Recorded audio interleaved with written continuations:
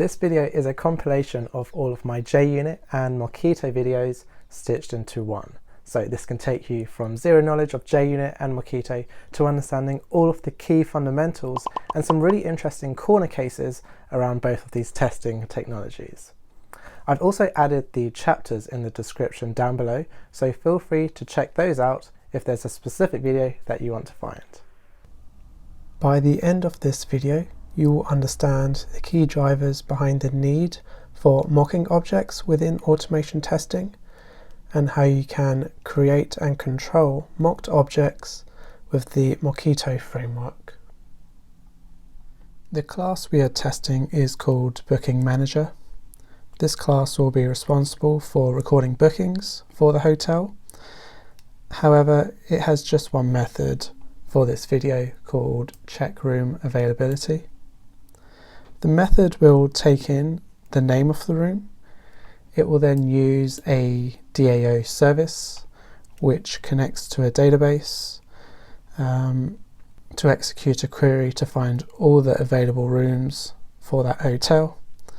And then finally it will return a boolean if the room name is within that list of room. For the booking manager, the DAO is known as Hotel DAO, and it is passed in and instantiated through the class constructor. The method fetch available rooms comes from the Hotel DAO class. Firstly, it connects to a database, so we just have database URL here using the driver manager. It then runs a SQL query, select all from rooms, which is the name of the table, where available, which is one of the fields, like 1. So this is a fictitious SQL query which will return all the rows where the room value is 1, which would mean that the room is available. It then iterates through all of the rows and adds the room name into the available rooms list, and then it returns the list. The database doesn't exist, however we can see the process that it otherwise would be taking. We're going to test the check room availability method for returning true and false. However, we can see that the method actually relies upon the DAO for actually getting all the rooms that are available from the database. So testing this method will kind of show us two different problems. So first, our test method is actually going to have to connect to the database. This can require quite a lot of bandwidth, it can take a little bit of time, and actually we'll be testing across two different layers of our application. So we'll actually be testing the service layer and the actual repository layer. The second problem is that with time our database might change, and as a result this kind of exposes the dependency that our test will have upon that external resource. So that can actually cause the test to fail when nothing's really changed in the logic of our check room availability method. So that leads us to wonder if it's possible to actually fake the database call, or even better, to actually fake the method call to provide us with a consistent list of strings that would represent the available rooms. A mocking framework provides us with the tools to do exactly that. The framework we will use is called Mockito, and it will be used to create a test double of the Hotel DAO class, where we will control the output of this fetch available rooms method.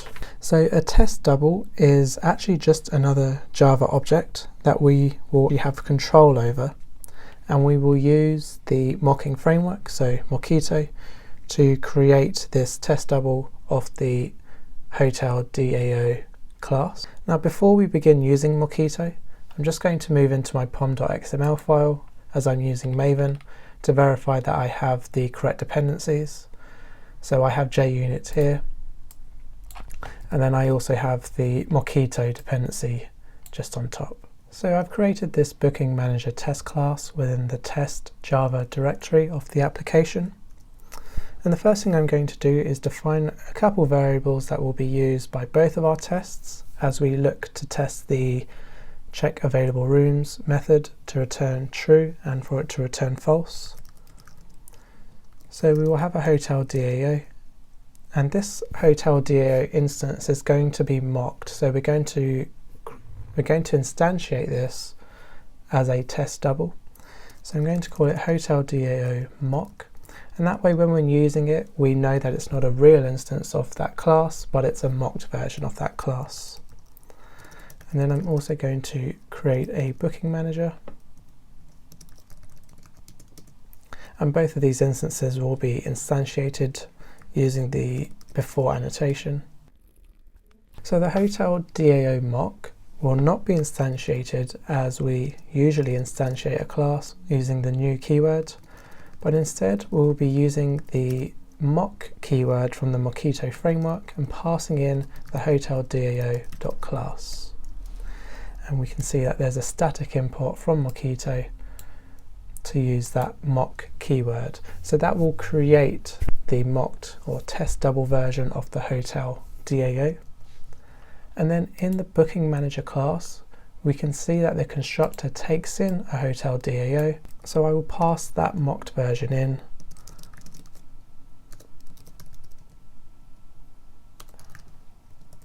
To our instance there. So the first test we're going to write will be assuming that the check available rooms method returns true.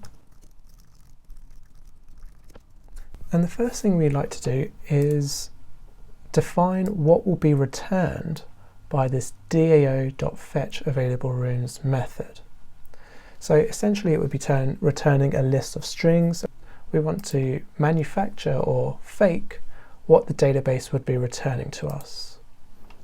And to do that, we will first define what that list will be. So I'm going to keep it very simple and just pretend that the database is returning a list of one letter, which is room A. And then we're going to tell this mocked class that we want to return this list whenever we call the fetch available rooms method.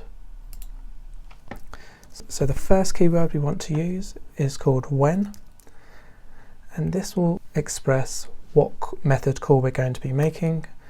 So it's hotel DAO mock dot fetch available rooms, and then at the end of this keyword we can then use the ThenReturn keyword to express what we would like this method to be returning, and that would be the available rooms.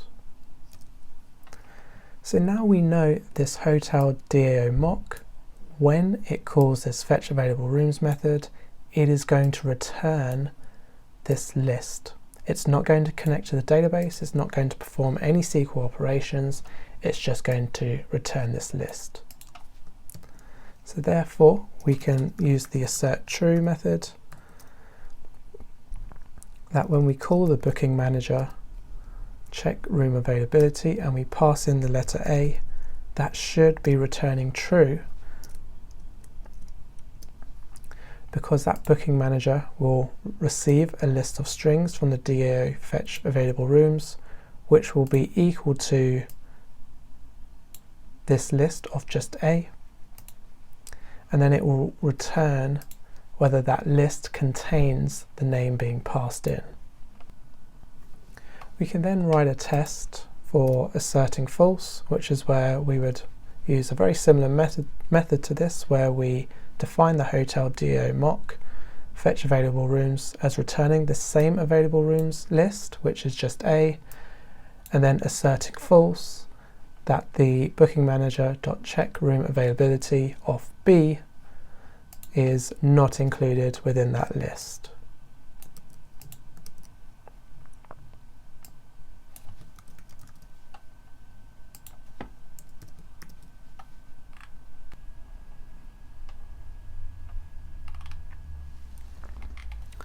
I can just clean this up a little bit by moving these methods into the before annotation.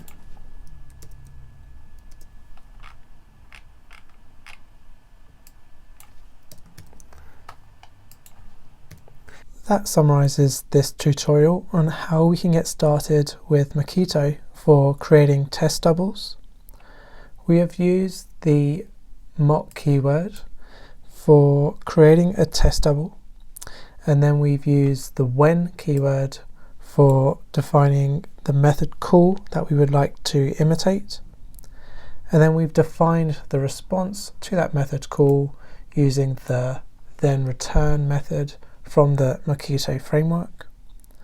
We've looked at an example where Mockito is useful as the method that we're testing is dependent upon a separate component, which is that fetch available rooms method from the DAO class. We've then used Mockito to create a controlled environment which we can then test upon for the check room availability method. Upon this, we have removed any dependency from the database itself for the purpose of our unit test.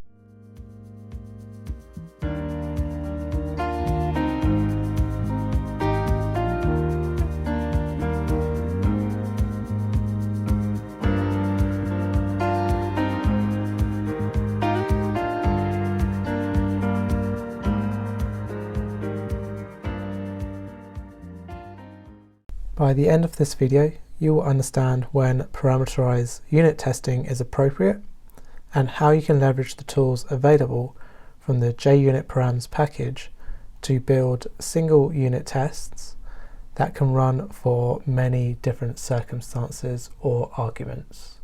The class we will be testing is called Student Score Calculator. So this class contains just a single method called calculate SAT score. It will take in two integers, one which is the student's score in maths, and then second we have the literacy score. These scores are typically between 0 and 100, so we have an if statement to check that the math score and literary score are both from 0 to 100, otherwise it will set the SAT score as -1. Otherwise, the SAT score will be the product of the maths score and the literacy score. I have also included a getter for the SAT score, which we will use to test that the calculate SAT score method has correctly set the SAT score. So I've created a class where we can test the student score calculator, and that's called Student Score Calculator Test in the test Java directory of our application. So before we start actually writing the tests, I just want to think about what kind of test scenarios we'd like to include for this calculate SAT score, because there is an if statement in here and there are quite a few different Boolean values we want to satisfy or to make sure that we have coverage for, as all of these will set the SAT score to -1. So we might have a regular math score and literary score, two values between 0 and 100, but we might also want to check that the math score being negative is correctly setting the SAT score to -1. The same goes for the literacy score being negative, the same going for both of them being negative. And then you would also have quite a few other test cases where math score is over 100, literary score is over 100. We may also want to test what would happen if the math score is 0 and the literary score is between 0 and 100, and vice versa. What we want to do is cover all the edge cases that we might have for this very single method. So I'm going to move into the student score calculator test, and we're going to begin writing our unit tests for all the different kind of scores we might have. So this first test will be for just two regular scores between 0 and 100.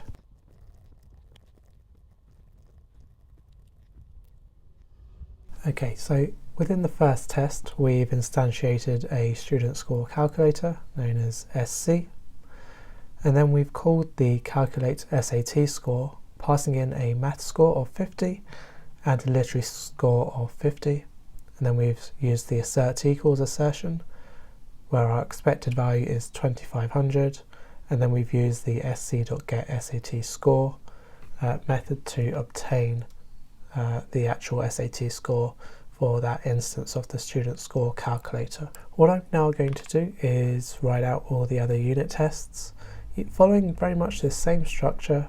However, we're changing the math score to be negative or very high, and the same goes for the literary score being negative or very high, and typically each time the expected value would be -1 because we're going to be returning true for the if statement from the calculate SAT score.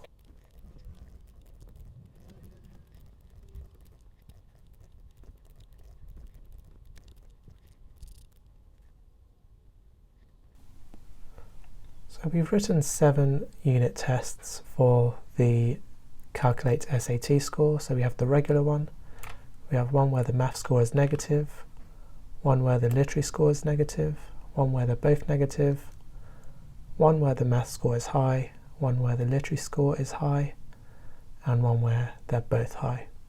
I'm just going to quickly clean this up using the before annotation so I can remove some of the instantiation code for the student store calculator. So this approach to unit testing is effective, however it is quite inefficient. The difference between each of these individual unit tests are really just a few parameters. So we have the math score changing, the literary score changing, and the expected value changing. So when we see quite a few different unit tests that all look very similar to each other, but with just a few different changes in the arguments or parameters that they're using, this would be a very big sign to us that we want to use parameterized unit testing for this test class, as opposed to the regular way that we have for writing unit tests. So I'm going to create a new test class which we will use for writing the parameterized version of our first test class.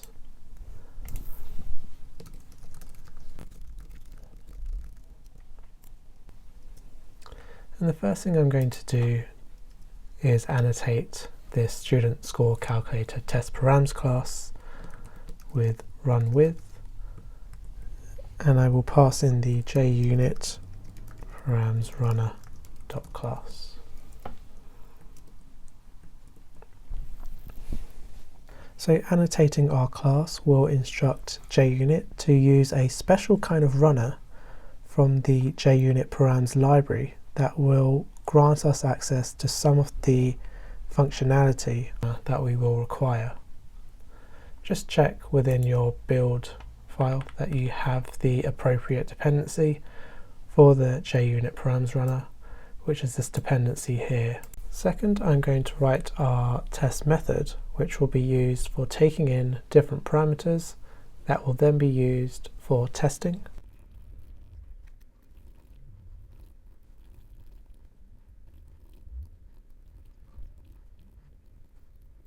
So the first thing you will notice with this test method is that it takes in a few parameters. First, it takes in a value for the math score. Second is for a value for the literary score. And third is a value for what we expect the final score to be. We then instantiate a student score calculator instance, and then we pass in the values of the math score and the literary score to the calculate SAT score method of the student score calculator. And then lastly, we pass in an assertion where we take the expected score as the expected value, and then we get the actual value by calling the student score calculator get SAT score. The third step will involve actually creating a method that returns the parameters that we would like to test into this test method. So we need to create a method within our test class that returns an array of objects, and then we will be passing that array into this method for it to extract these 3 values. We have a method that returns an array of objects.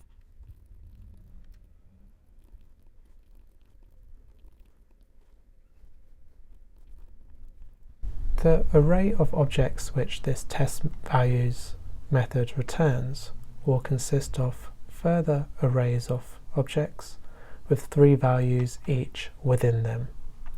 And the idea here is that we're passing in each array into our test method, and then that test method will extract the first value as the math score, the second value as the literary score, and the third as the expected score.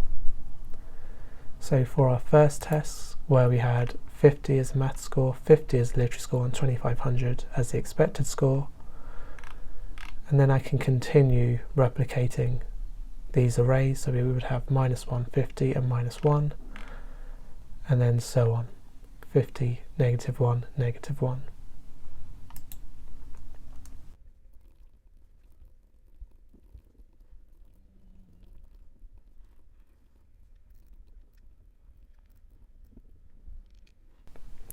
So we've covered the array of values which we have from our original class, and now we just need to pass them into the student score calculator test method, and we can do that by adding a final parameter to our test method that will use the array of objects we defined within test values.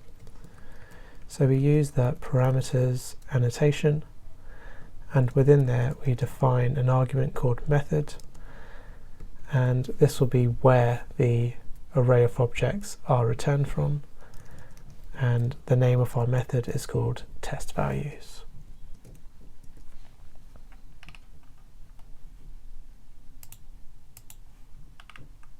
I'm just going to now run the test method. And now what we can see is that we've just run a single method. However, a total of 7 tests have been run for that one instance, and we can see that we've defined different parameters for this test which have been passed in from the test values method from above within this class. So if we were to test other kinds of parameters for this method, we wouldn't have to write a whole new test method for that. We can just add to this array of objects. So I can test for 2 values being 0. So 0 math score, 0 literary score would return an expected value of 0. I can also do the same for a highest score possible, which would be 100 for both, and then that would return 10,000. And this is a far more efficient way of testing many different parameters for a very, very similar kind of unit test. So that summarizes this video on how we can use parameterized unit testing framework from the JUnit params runner. So to reiterate, you would want to be using it where you have very similar test methods that just alter the arguments that it passes in, and we can implement the JUnit params runner through the annotation of the test class by creating a method that returns an object of arrays which are then passed in by defining the parameters of where they're coming from, and then within the actual test method themselves. By the end of this video, you will learn how we can reduce the number of lines of code within our test class by making use of the before annotation with JUnit. In my previous video, we created different test cases to illustrate the different kinds of assertions we can use with JUnit. The link is in the description if you'd like to see that video. And now, if we look through the test class, we can see quite a few repeated lines of code where we instantiate the player of Patrick, who is 27, along with the player statistics class instance that includes the player, 3 games, and 3 goals. What would be nice is if we could instantiate these classes before each test away from the actual test method itself. This will make the test method look neater, and it will save us a lot of repeated lines of code. So within the JUnit package, we can use the before annotation to run a method before each test, but before we get to that point, I just want to run each test so that we can see them passing. And now to show the use of the before annotation, I'm just going to create a simple method.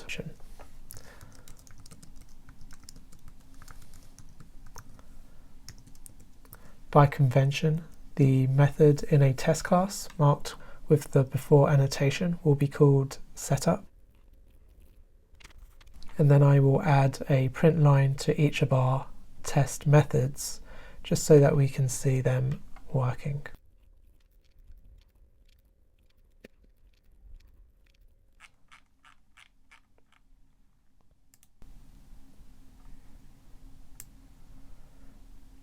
So what we can see is the before method has been called before each test method. And one thing to take note of is that the tests within our test class are not run in any particular order. So we have test 8 first, followed by test 1, 4, 7, and so on. However, before each test method is run, we can see that the before method has been run before that test. So we can use this method annotated with before for a little bit of functionality, and we can use it to instantiate a player and player statistics class, which our test methods will use. So first I will create an instance of both classes outside all of the test methods. And then within the setup method, or the method marked with the before annotation, I will instantiate these two instances. Now, as a result, all of our methods will have access to an instantiated version of the player with the player statistics. I can now begin to clean up some of the tests where Patrick of 27 years old is used, as well as the statistics, which takes in Patrick 3 games and 3 goals.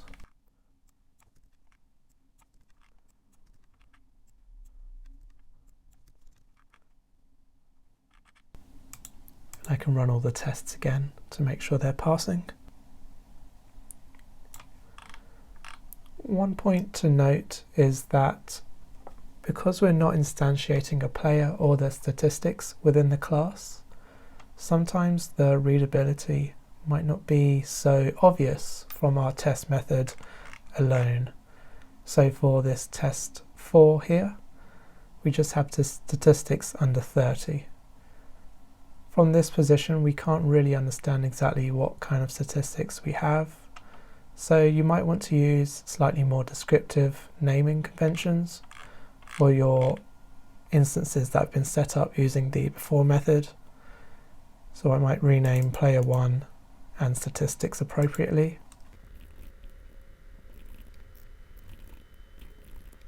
These names might be slightly longer and they can be shortened, but at least when we go to our methods we can understand we have player Patrick who's under 30. What you can do is continue to clean up the test methods where you see repeated code.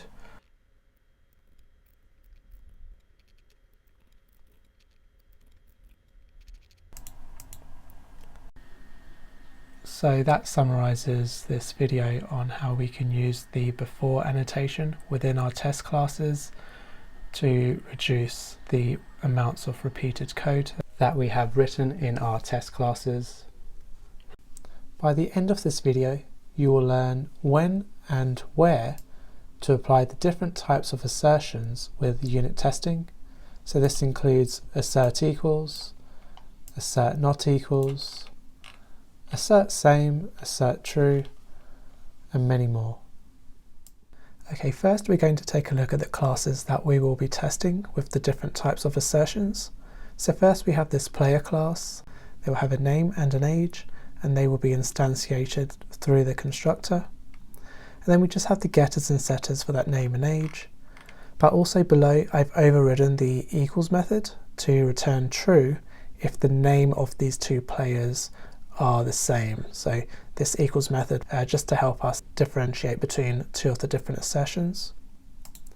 And we have this player statistics class, which will take in a player along with an integer for the number of games and goals which they've played and scored in. And then we have a few statistics down here. So we have games per goal, which will return the number of games divided by the number of goals. And then we also have goals per game.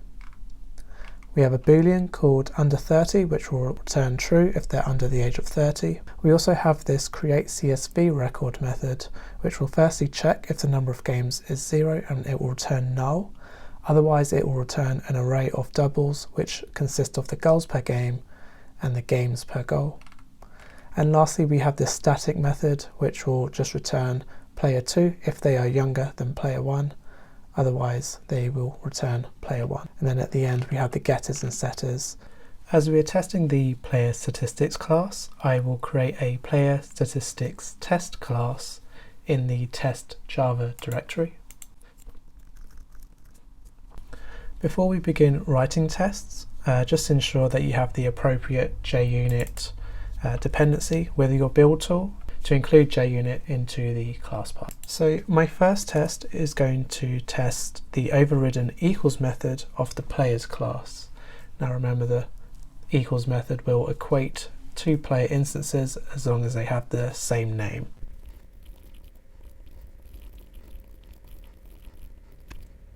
So I have created two players with the same name.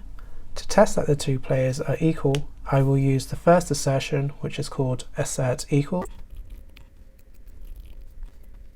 Whenever we write an assertion, the first argument can actually be a string, and this can be a descriptive message for why the assertion may have failed. So one example might be players not equal with the same name, but for this video I won't be including any messages.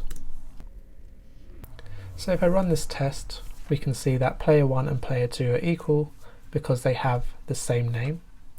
We can also test that two objects are not equal. We can test that the two players are not equal by using AssertNotEquals. As we can see, the test has passed because the two players are not equal because they have different names. Rather than equating two objects with its equals method, we can assert upon the actual memory location of the objects. So this would be similar to using the double equal sign to equate two objects. So we can use the asserts same assertion to ensure that the exact object returned is the younger of the two players. So I will use assert same. The first object that we pass in is what is expected. So out of the two players, it will be player 2, who is 25 years old, rather than player 1, who is 27. So I'll pass in player 2. And the actual player that will be returned will be obtained by using the getYoungerPlayer method from the player statistics class. So I'll do player statistics.getYoungerPlayer, and I'll pass in player 1 and player 2. We can see this test has passed, but just to demonstrate the difference between AssertEquals and AssertSame, I'm just going to change this to AssertEquals, and I'm going to change this to player 1. So this really should be returning false because the player statistics getYoungerPlayer should be returning player 2. But by using AssertEquals, it will only be checking the name of player 1 to make sure that it's correct. So AssertEquals will always return a player with the name Patrick, so therefore the test will always pass, when really what we want to do is check that the actual object is the younger one. So that is why we use AssertSame, because it will check the actual object memory location. So this test will fail. We are able to assert upon a Boolean value, which will allow us to test the under 30 method. So the under 30 will return whether the player is under 30 or not.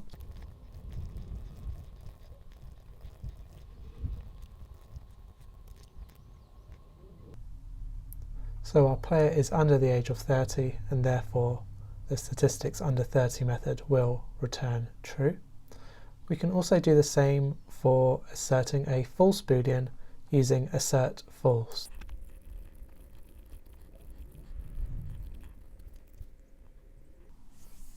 So the assert false will pass because the player is not under 30, they're the age of 37, and the statistics under 30 will return false. The equivalent of assert false and assert true could be used by writing assert equals,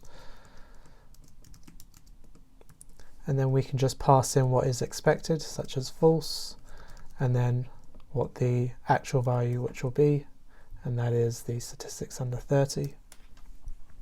However, by using assert true or assert false, we've slightly improved the readability of our tests. Two further assertions which we can make can be made against whether a value returned is null, and from the create CSV record method we will be able to tell whether null has been returned or if the array has been returned.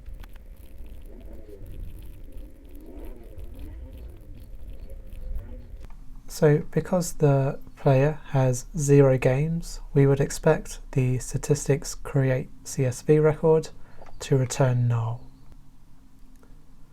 Similarly, we can assert that an object is also not null.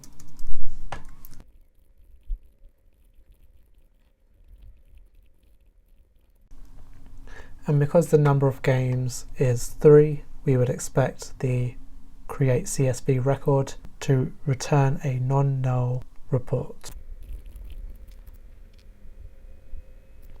To complete the final type of assertion which we can make, we're going to use the create CSV record to assert the array that is returned using assert array equals.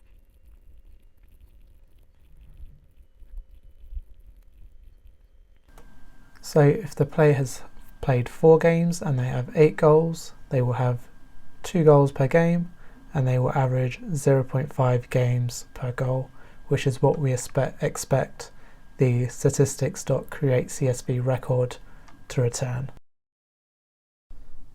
That summarizes this video on assertions. We have been able to apply 7 different assertions to our class using the unit testing framework of JUnit. There is one assertion that I've left out, and that's called assert that. However, that can be quite a large topic, so I will do a separate video on assert that. In a future video, I will also look at cleaning up this test class, because we have quite a lot of repeated code for when we instantiate the player. And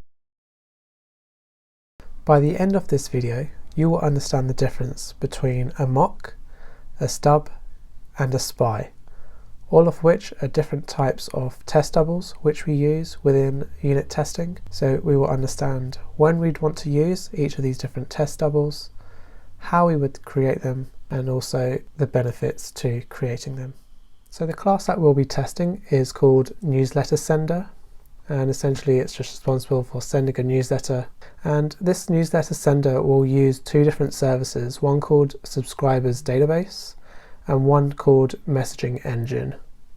And both of these services are instantiated through the constructor of the newsletter sender. So there's one method which returns void called send newsletter.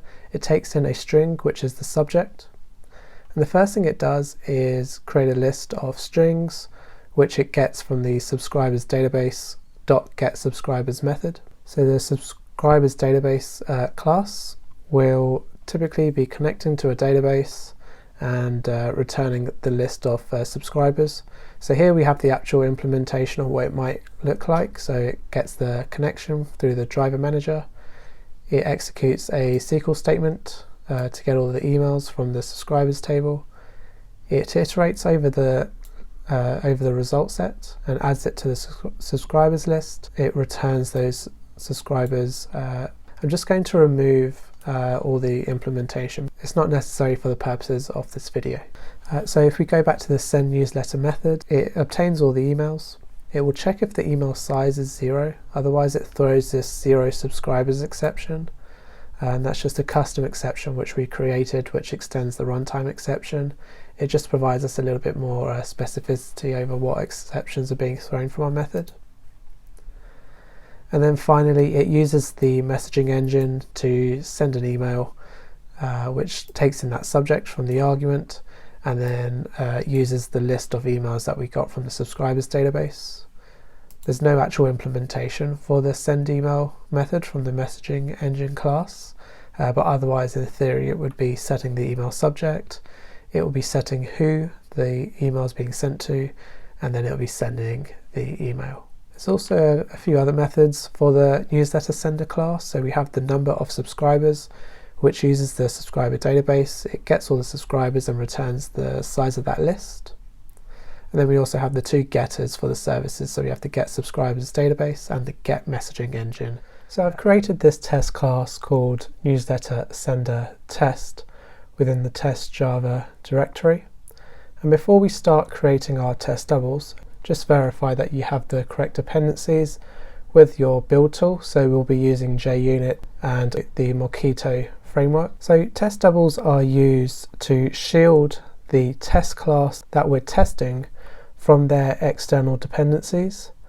So for example, the newsletter sender depends upon the messaging engine and the subscribers database. However, external dependencies can also include any other kind of database, any third-party softwares, or any other kind of APIs that our class might be using. So by shielding the test class away from these dependencies, we're able to purely test the functionality of the test class without any interferences from our other classes or dependencies. So the first kind of test double we're going to be looking at is called a mock, and a mock is also known as a dummy. And the reason we would ever want to create a mock is when we have no intention of actually using that object. So I'm going to create a test to test the constructor of our newsletter sender class.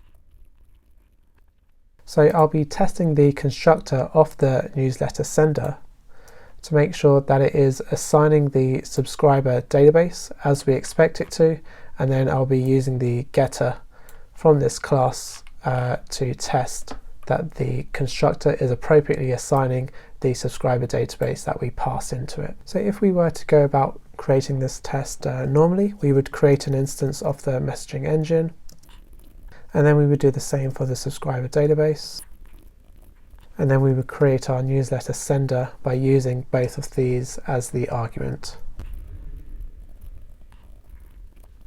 Then we would use the assert equals method to make sure that the database that we're passing in, so subscribers database, is equal to the newsletter sender.getDatabase. Now if I run this test, we should see that it passes. Okay, one point I'd like to mention within this test is that this messaging engine class is used, but it doesn't actually have any place within the test itself. It isn't actually used within the assertion or any other reason. But the only reason that we're creating this messaging engine in order to use the constructor of the newsletter sender. So this is where we can use the mock keyword to create a dummy version of this messaging engine. So instead of using new messaging engine, I'm going to use the keyword mock and then pass in the messaging engine.class as the argument. And we can see the mock has come from the Mockito framework. So when we use the keyword of mock, what will happen is that a nullified version of the messaging engine is created. So that means all the logic, all the behaviors, and all the properties will return null, or they will return the equivalent of null, which might be 0 if it's an integer, or 0D if it's a double value, or false if it's a boolean. And by assigning the messaging engine as a mocked version of the messaging engine class, this instance that is being passed into the constructor and used for the test has no behavior and no properties that might otherwise influence this test. You could argue that you could just pass in null for this constructor. However, if we were to extend the constructor to also use two arguments, maybe two different types of classes, that could cause our test to fail, as maybe that constructor might be doing some other kind of behaviors. So that's why we're using the messaging engine as a mocked version within this argument and not just passing in null. The second type of test double is called a stub, and we're going to use a stub for testing the number of subscribers method from this newsletter sender. And what we can see is that this method will use the subscribers database .getSubscribers method and just return the size of that list.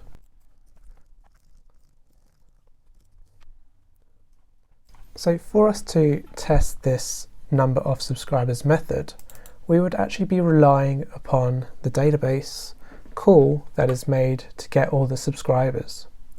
Now the problem here is that our unit test is no longer testing just the functionality of the newsletter sender, but also the functionality of the subscribers database. A further problem is that this unit test now depends upon that database remaining perfectly still. So if a new record is added to that database, our test will start failing because the test will be expecting a different number of rows to be returned from that database. A stub will be created which will allow us to define exactly how an object responds to certain methods, and this way we can define exactly how our subscribers database returns and what list it should be returning for the purposes of that test. That way no databases are required and the dependency upon the subscribers database is removed from the test and we are controlling it from within that test.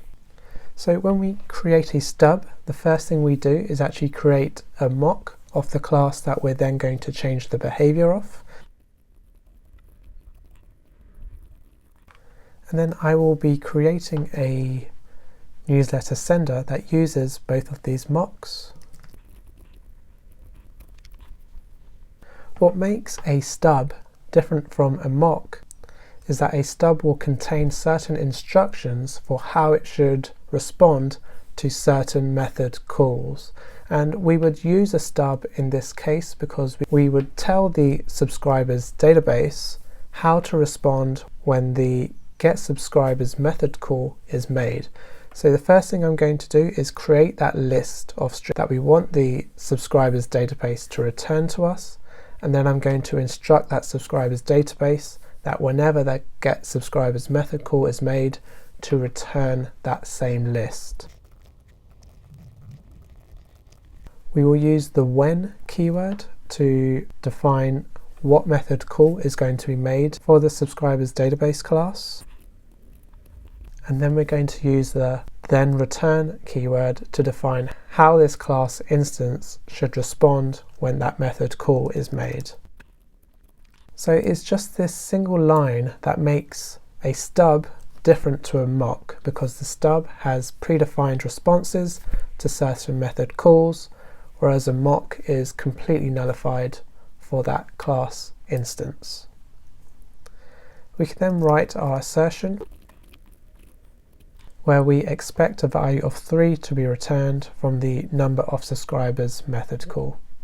So this number of subscribers will be using the subscribers database mock that is passed in, and it will make this getSubscribers method call. And we've told that getSubscribers method call that when it is called, it will return this list of subscribers. And we can see that there are 3 different items within this list, so that size of the list should be 3. The final type of test double which we'll look at in this video is called a test spy. And a test spy is created using the spy keyword, and it actually represents a real object. So all the logic behind a spy exists exactly how we might expect it from any other type of instance of that class. However, the only difference between a spy and a regular instance of that class is that we can stub some of the methods using the when and the ThenReturn methods. So when would you want to create a spy? You would want a spy when you require both the logic of a class and when you also want to modify how one or more of its methods behave. So for this example, what we want to do is test the exception that is thrown from this send newsletter method. So what we can see here is that the send newsletter method will first check if the number of subscribers is equal to 0, which is also a method within this class. And if it is, then it will throw this 0 subscribers exception. So we use the spy keyword and we pass in the newsletter sender.class. And the first question you might have is, how is it actually creating this instance of the object? And it's creating it by using the noArgument constructor, but we can see that we don't actually have a noArgument constructor, so what will it know to pass in as the arguments here? If I try to run this test now, so this test has failed, and Mockito has said unable to create mock instance of newsletter sender. Then it says please ensure it has 0arg constructor which invokes cleanly. So instead of passing in the newsletter sender.class as the argument, we can actually create our own instance of the object ourselves and then just pass that in. So it will be like any normal object, but it will be a spy, so we can actually change the methods, the method behavior slightly later on. And because we've created a spy, we're able to modify the behavior of that spy for when it calls the number of subscribers method.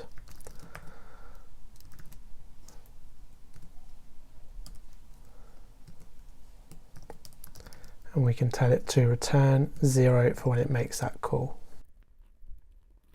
So if we look at how the spy is going to behave, it's going to call the send newsletter method. When it checks for the number of subscribers to equaling 0, this number of subscribers method has been changed using the when keyword. So when it is called, it will deliberately return 0, and then it should throw this 0 subscribers exception. And I'm going to change the test to expect that exception. Tutorial. And that summarizes this video on the differences between a mock, which is just a nullified class, a stub, which is a mock, but with the addition of being able to control some of the responses to some of the method calls, and a spy, which is just like any other instance of an object. However, it provides you with the option to stub some of the methods to respond in a certain way. And also the player statistics instance. This video is going to walk through how we can use Mockito to carefully control our application when we're using an entity manager. The entity manager is a class that comes from the Spring Hibernate package, and it allows our application to persist and manage data with a data store. So first we're going to walk through a typical use case of where we're using the entity manager to make a SQL query to a database. Then we're going to look at some of the challenges that arise with the method calls that we're making. And lastly, we're going to use Mockito to carefully control the database call that is being made from our test class, and this will allow us to test for the logic of that method call using the entity manager. If you like this video, please give it a thumbs up, and if you want to see more weekly videos, do subscribe to the channel.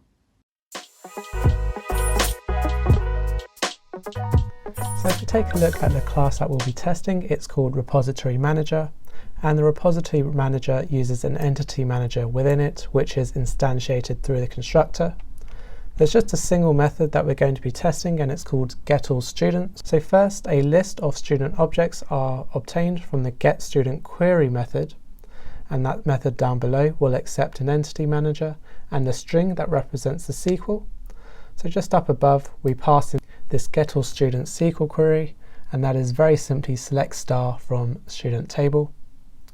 And then using that entity manager, we create a named query passing in where we define the hotel DoMock fetch available rooms as returning the same available rooms list, which is just A, and then asserting false. that the booking manager.check room availability of B is not included within that list.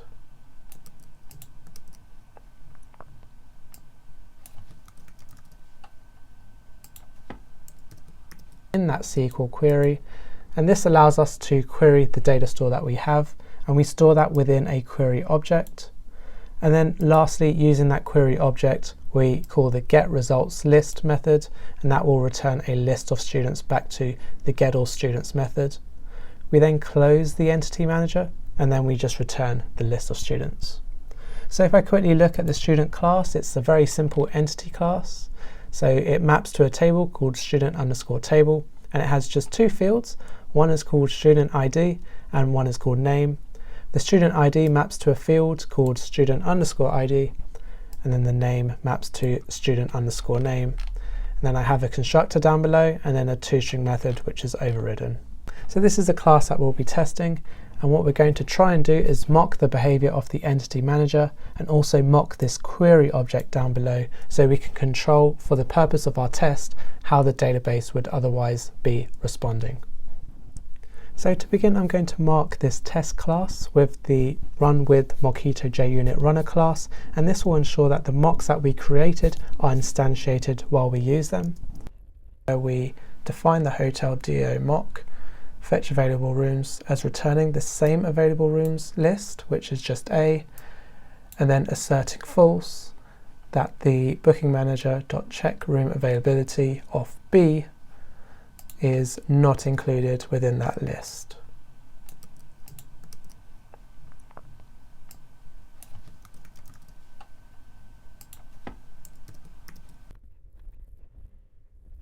Now first I want to mock the entity manager and pass it into an instance of the repository manager, because down below we're going to mock how the createNamedQuery method call responds when it's receiving this SQL query. And then I'm going to create an instance of our repository manager, passing in this entity manager that is mocked so that we can later use it within this test. Now I'm going to define a list of students that I would like our database to return just for the purposes of this test. So I'm going to create a few students and then I'm going to add them into a list. So I have 3 students called Parker, Mary and Ben, and they've been added into a list called student list. Now the first thing we want to do is ensure that this student list is returned from our method down below, where we call allStudentsQuery.getResultsList. So the first item we'd like to do is to mock an instance of this query object, and then every time that we call getResultsList on that query object, we want to return this list of students that we've just created. So first I'm going to create that mocked query object, and then I'm going to ensure that every time we call getResultList on that query object, it returns our list of students. And the next part we want to do is ensure that this query object is returned every time that we perform the SQL query on our data store. So we can see here that whenever we call the createNamedQuery and pass in this SQL query, which is getAllStudents, that we return the mocked query object that we've just created. So I'm going to do when, and then the entity manager mock, and then createNamedQuery, and the exact SQL string that we want to perform will be this one right here from the repository manager, and then we want to make sure that we're returning this query mock from that method call. Now I'm going to create a list of student objects by calling the repository manager getAllStudents method. So if we walk through this code, the repository manager is what we've created up above, with the entity manager mock being passed in. So when we call getAllStudents, first we're going to call the getStudentsQuery method, and that is going to create a query object using the entity manager createNamedQuery, passing in the SQL of getAllStudents. So we've mocked that entity manager here.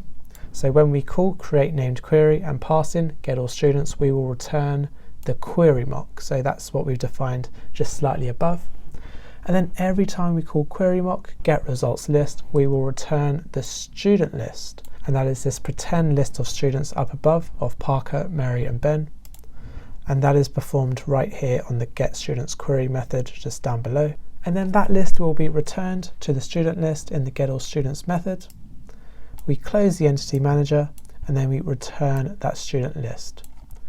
So now that we've fully mocked how the entity manager and the query object work together, we can assert against this actual students object by comparing it to this students list. And now if I run this test, I can now expect it to pass. And that concludes this video on how we can use Mockito to mock the query object and the entity manager in a pattern that is very similar to the decorator pattern to control how our data store might behave for the purposes of our test class. I'll leave a link to the source code in the description down below so you can try this out for yourself. But feel free to also extend on how we've been able to test the entity manager by looking at some of the other methods that it offers and how we can mock the query object and the entity manager together and combine them to control how they would behave in a real-life database. By the end of this video, you will know how to write a unit test for when you expect a method to throw an exception. So just like returning a value or modifying an object, throwing exceptions are included in the possible outcomes we can expect, and we therefore must test for from our application behavior. I will demonstrate how we can test for exceptions by testing this class called Cashier. There is a single public method called validateTransaction that accepts a string for the currency and an amount as a double.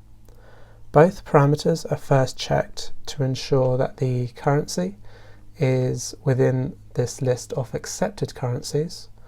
So we'll be using this Boolean method down here called currency is accepted. And if the currency is within this list of strings, it will return true. Otherwise, an illegal argument exception will be thrown. And then second, it will just check that the amount is valid.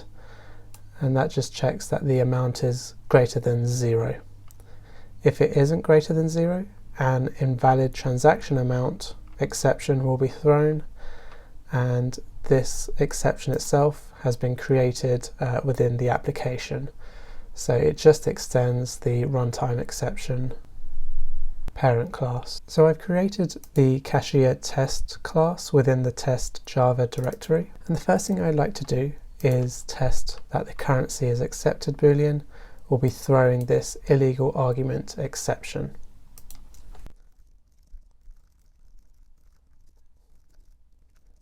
So the currency of US dollar is not contained within this list of strings, which only contains Euro and GBP.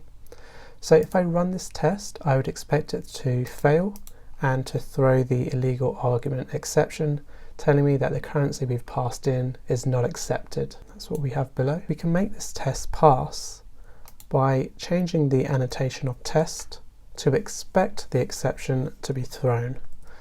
So we open the brackets and we put expected, and then we put in the illegal argument exception .class. We can now see that the test is passing. And this is a very straightforward way of how we can test for exceptions within our application. For demonstration, I'm just going to create the second test, which will be checking that the amount is valid. Otherwise, it will throw this invalid transaction amount.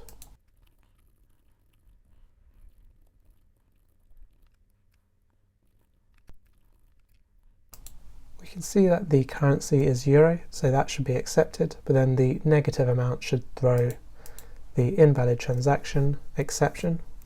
So this test should fail. Invalid transaction amount must be greater than 0.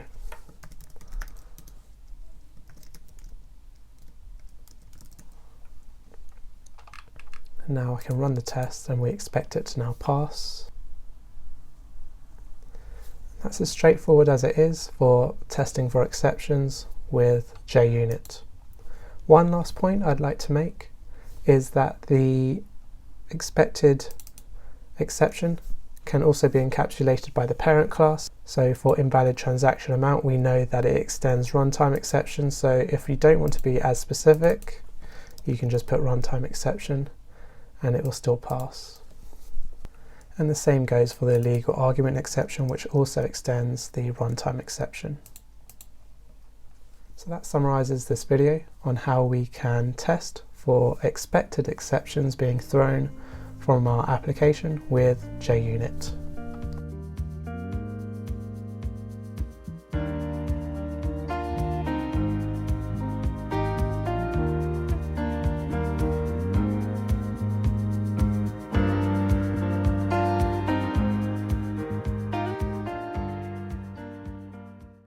Default mock behavior determines which default values are assigned to the fields of our mocked objects. So in this video, we're going to look at how we can modify the default mock behavior. So when we create a mocked object, the fields that it has can either be null by default, or they can represent mocked objects. If you like this video, please give it a thumbs up. And if you want to see more weekly videos on Java, please subscribe to the channel. Okay, so if we take a look at the class we'll be testing, it's called Animal, and the animal has an object called Zookeeper, and it also has a primitive integer of an age. So the Zookeeper will be instantiated through the constructor, and then we also have a getter for that Zookeeper.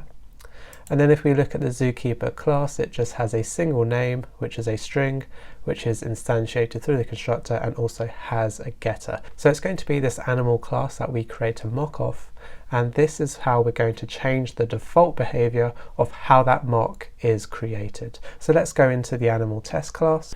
So our test class uses the Mockito JUnit runner class, and that will instantiate our mock for us. So I'm going to begin by creating an instance of the animal. I'm going to call it lion, and it's just going to be a very simple mock.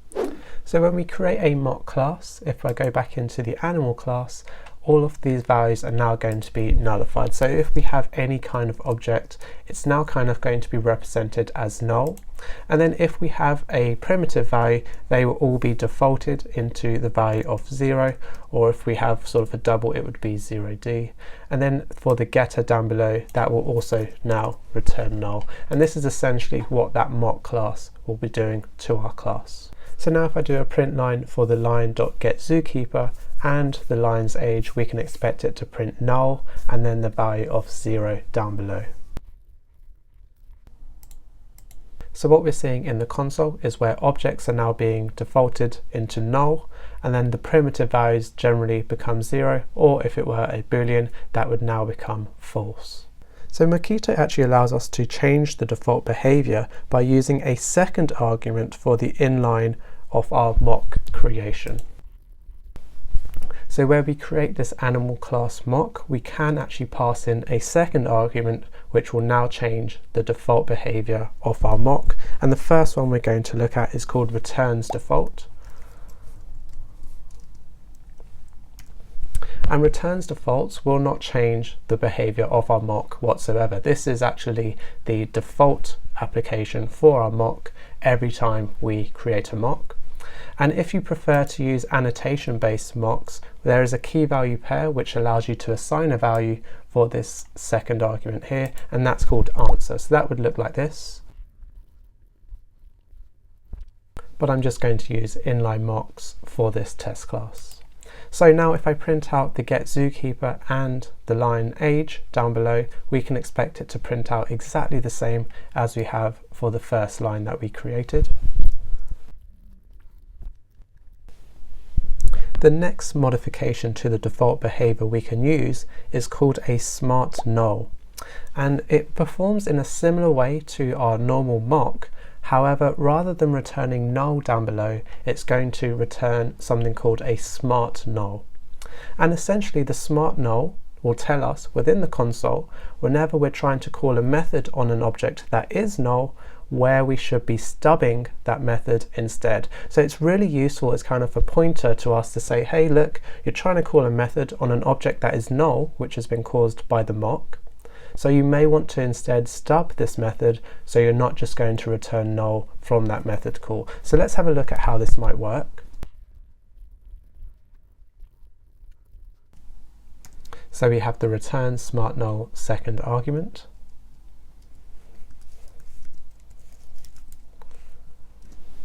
So if I just print out get zookeeper on line 3, we can see below that instead of printing null to the console, we have smart null returned by this unstub method call on a mock animal get zookeeper, because we're calling the get zookeeper on our animal class and we haven't actually stubbed it to return any other instance of get zookeeper. So what I'm going to do is now create an instance of the zookeeper in our class that we can now return. And then I'm going to stub this get zookeeper method call just slightly above. So now zookeeper John will be returned from this print line on line 32. So we can see down below zookeeper name equals John has now been printed, and thankfully this smart nulls has just pointed to us in the direction of when a null object is being returned and where we might actually want to perform a stub. Now let's say we remove this stubbing up here and we try to get the name on the zookeeper that we have. So I'm just going to do system out and then line 3, get zookeeper and then get name. And we can see down below that we have a null pointer and it has told us exactly what method has not been stubbed correctly. Now Mockito actually allows us to avoid any possible null pointer exceptions by replacing all the null objects with actual mocked objects that they would otherwise be. And this default behavior is called returns mock. And I've used the returns mock second argument. So in a similar way to a standard mock, returns mock will instantiate the primitive values to also 0, or if it's a boolean it will instantiate it to false. So I can just verify that by printing out the value. However, if we were to call get zookeeper on line 4, instead of returning null, or instead of pointing to us in the console where we haven't stubbed a method, what it will return is essentially a mock version of that zookeeper.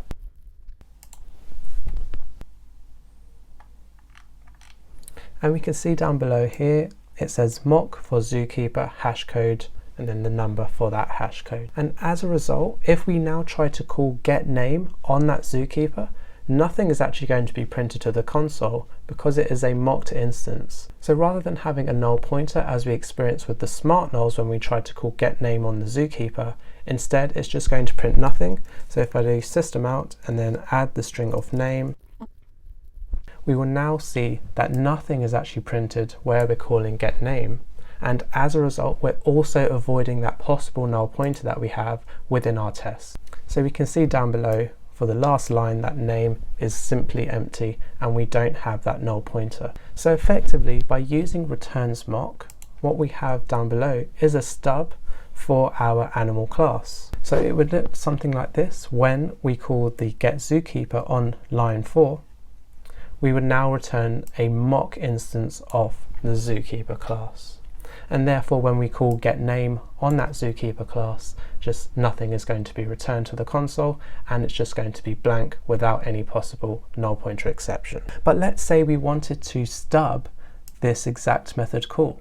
So we don't really care about the zookeeper, but whenever we call the get name on the zookeeper off line 4, we want it to return some type of string. And we can achieve this by using deep stubs, which is the final default condition that we're going to look at in this video.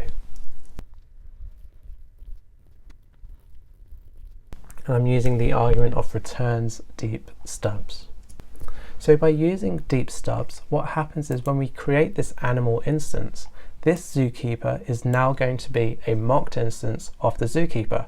And the zookeeper that we have within that, it's going to have a mocked instance of this get name, and therefore it allows us to stub deeply within our instance of the animal to then return certain values for multiple chained method calls. So I can do when, and then line 5, get zookeeper, and then get name, then return, and let's say we just want to return Alan. So if I do a system out on line 5,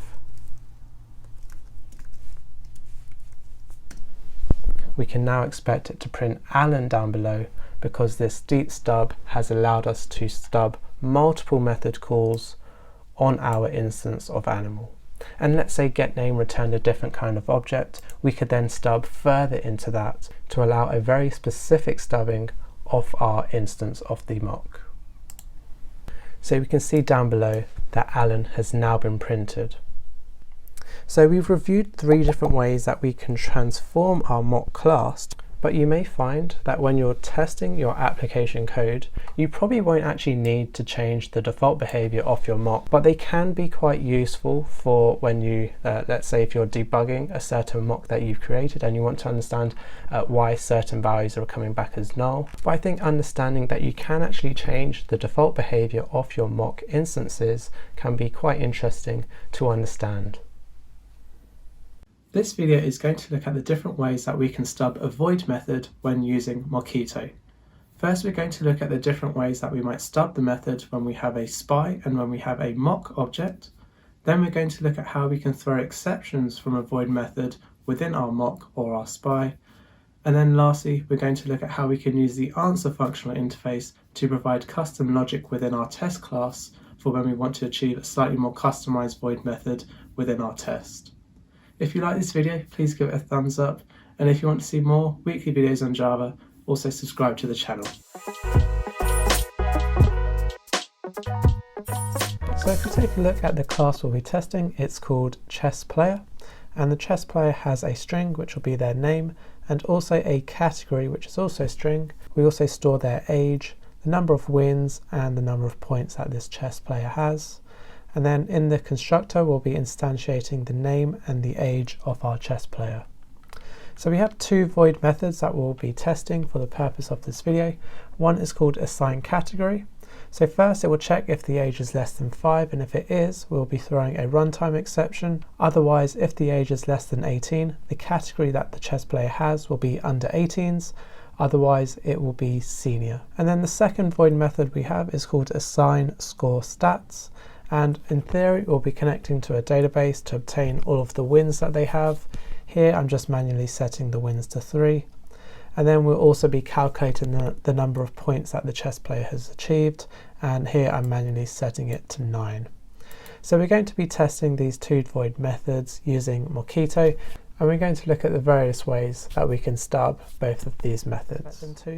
And I'm going to begin by testing the spy version of our chessPlayer class.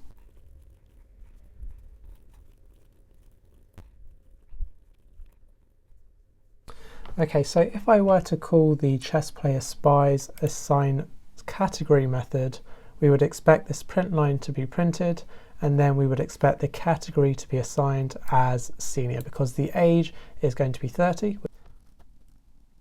then I'm just going to assert what the category is.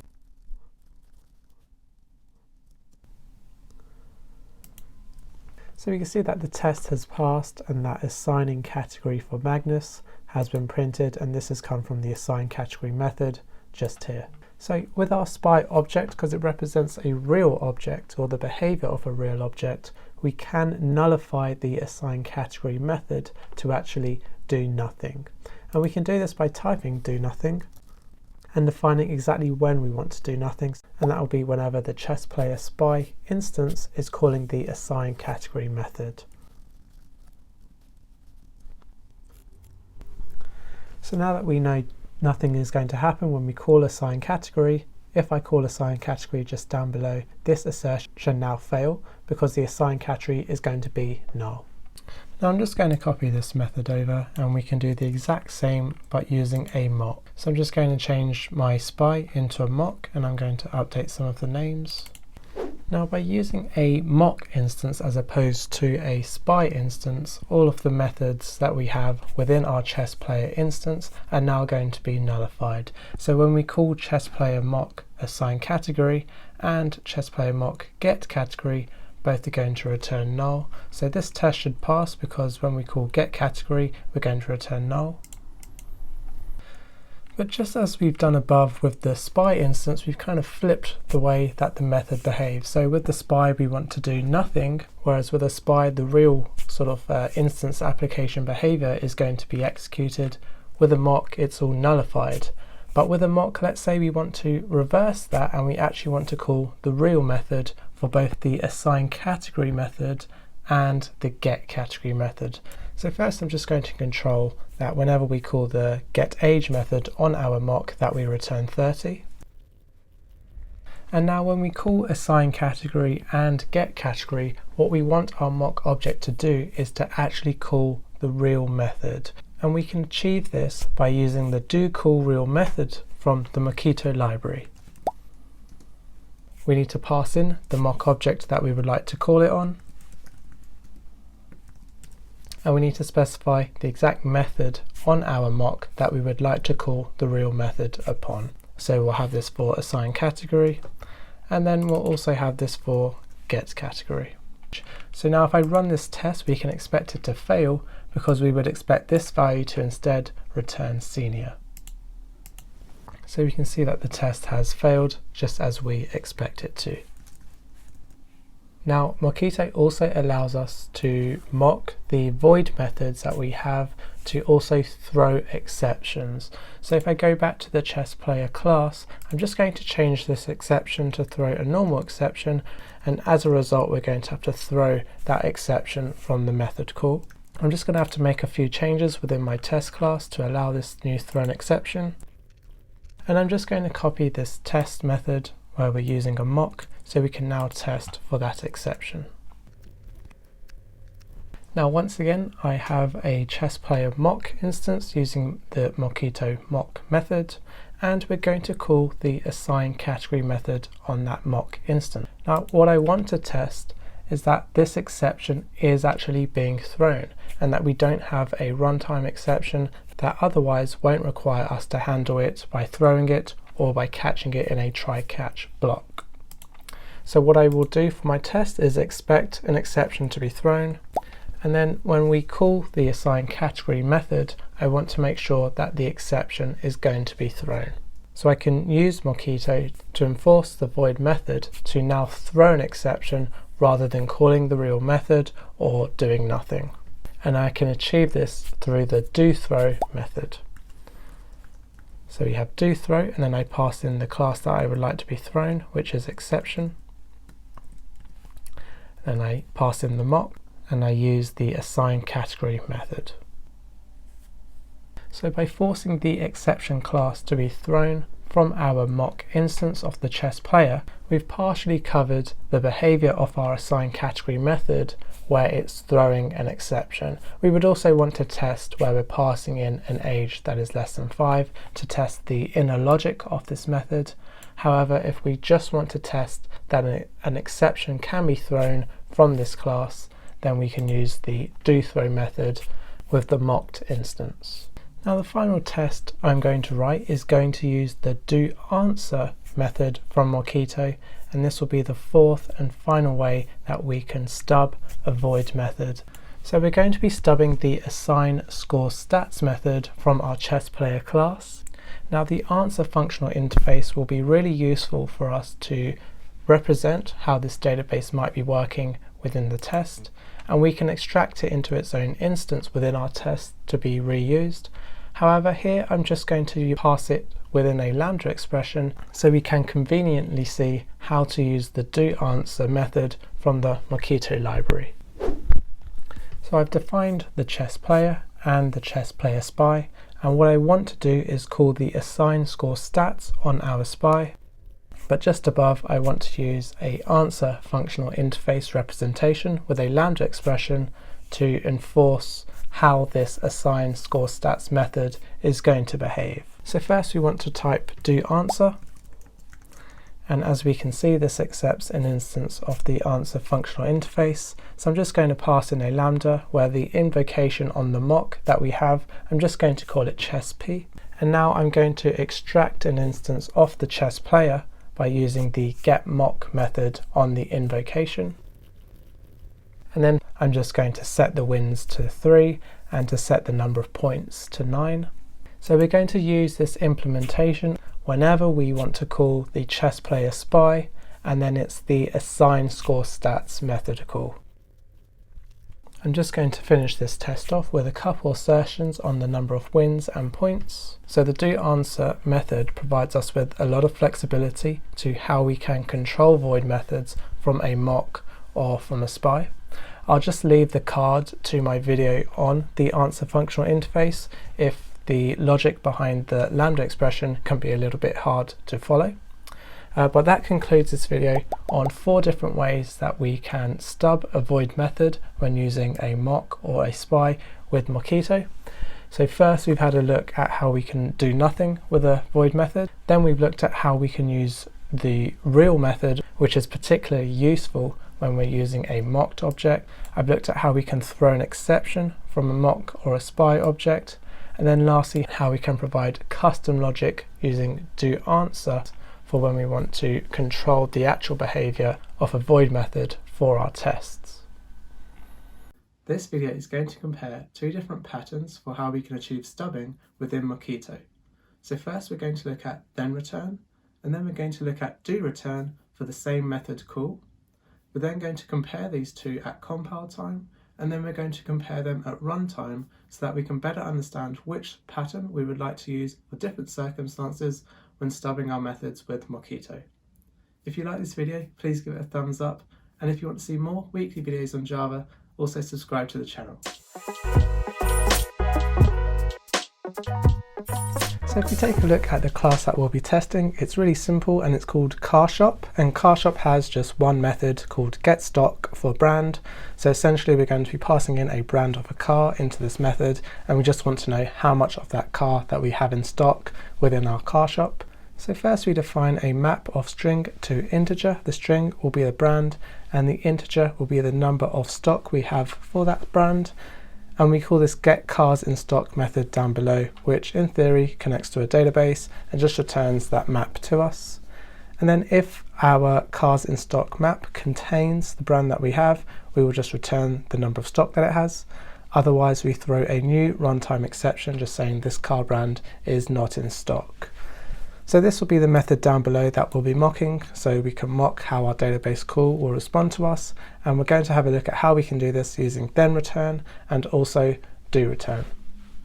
Okay, so I've created this CarShop test and I've just marked it with the run with and then Mockito JUnit runner class just at the top, so we know that we'll be able to use Mockito and the annotations within our class down below. So I'm just going to start by creating a simple test for cars in shop. And the first item I want to create is just a spy version of our CarShop. And if I go back to the CarShop, this will be the method that we're mocking. So I want to create a mocked version of a string to integer map, and then I'm just going to populate that within the test, and then later what we can do is force our spy to always return that map whenever we call the getCarsInStock method call.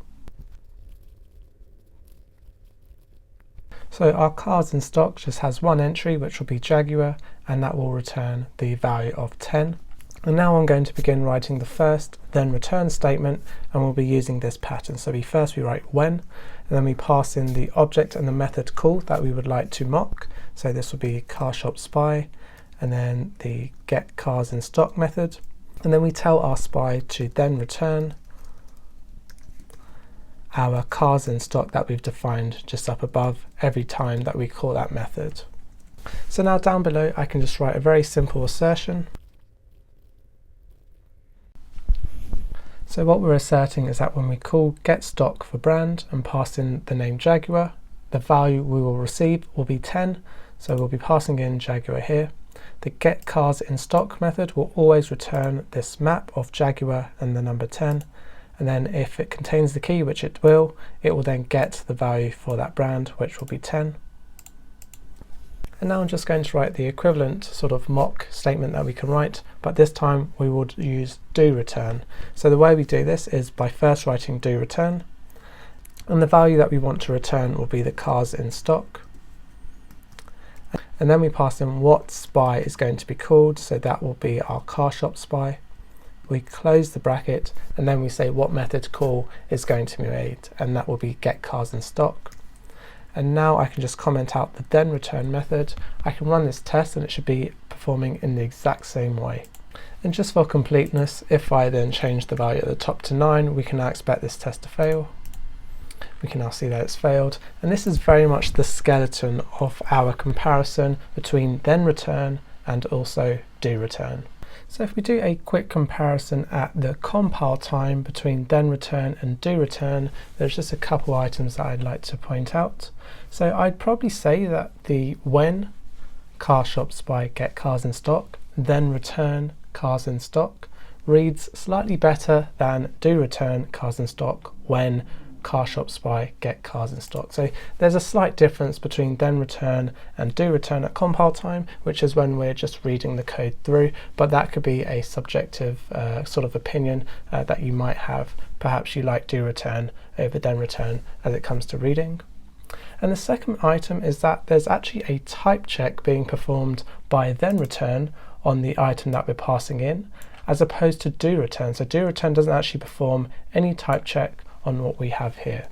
So for example, above, if I were to change this just to the number 1, we get a small red line, and that's because the getCarsInStock method expects us to return a map of string to integer, whereas here we're just passing a single integer. Whereas if I were to change the DoReturn method to just the number 1, we actually don't have a compile time check, so we don't have that red line. Of course, when we try to run this test, if we were trying to use this DoReturn method, it would then throw a runtime exception for us. However, the ThenReturn method just up above will capture that for us before this needs to happen. So down below it says integer cannot be returned by getCarsInStock method, and this is just a simple comparison at compile time between DoReturn and ThenReturn.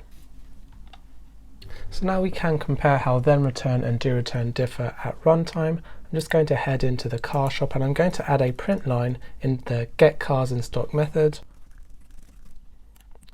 I'm going to comment out DoReturn, so now we're going to use the ThenReturn method, and I'm just going to run this test.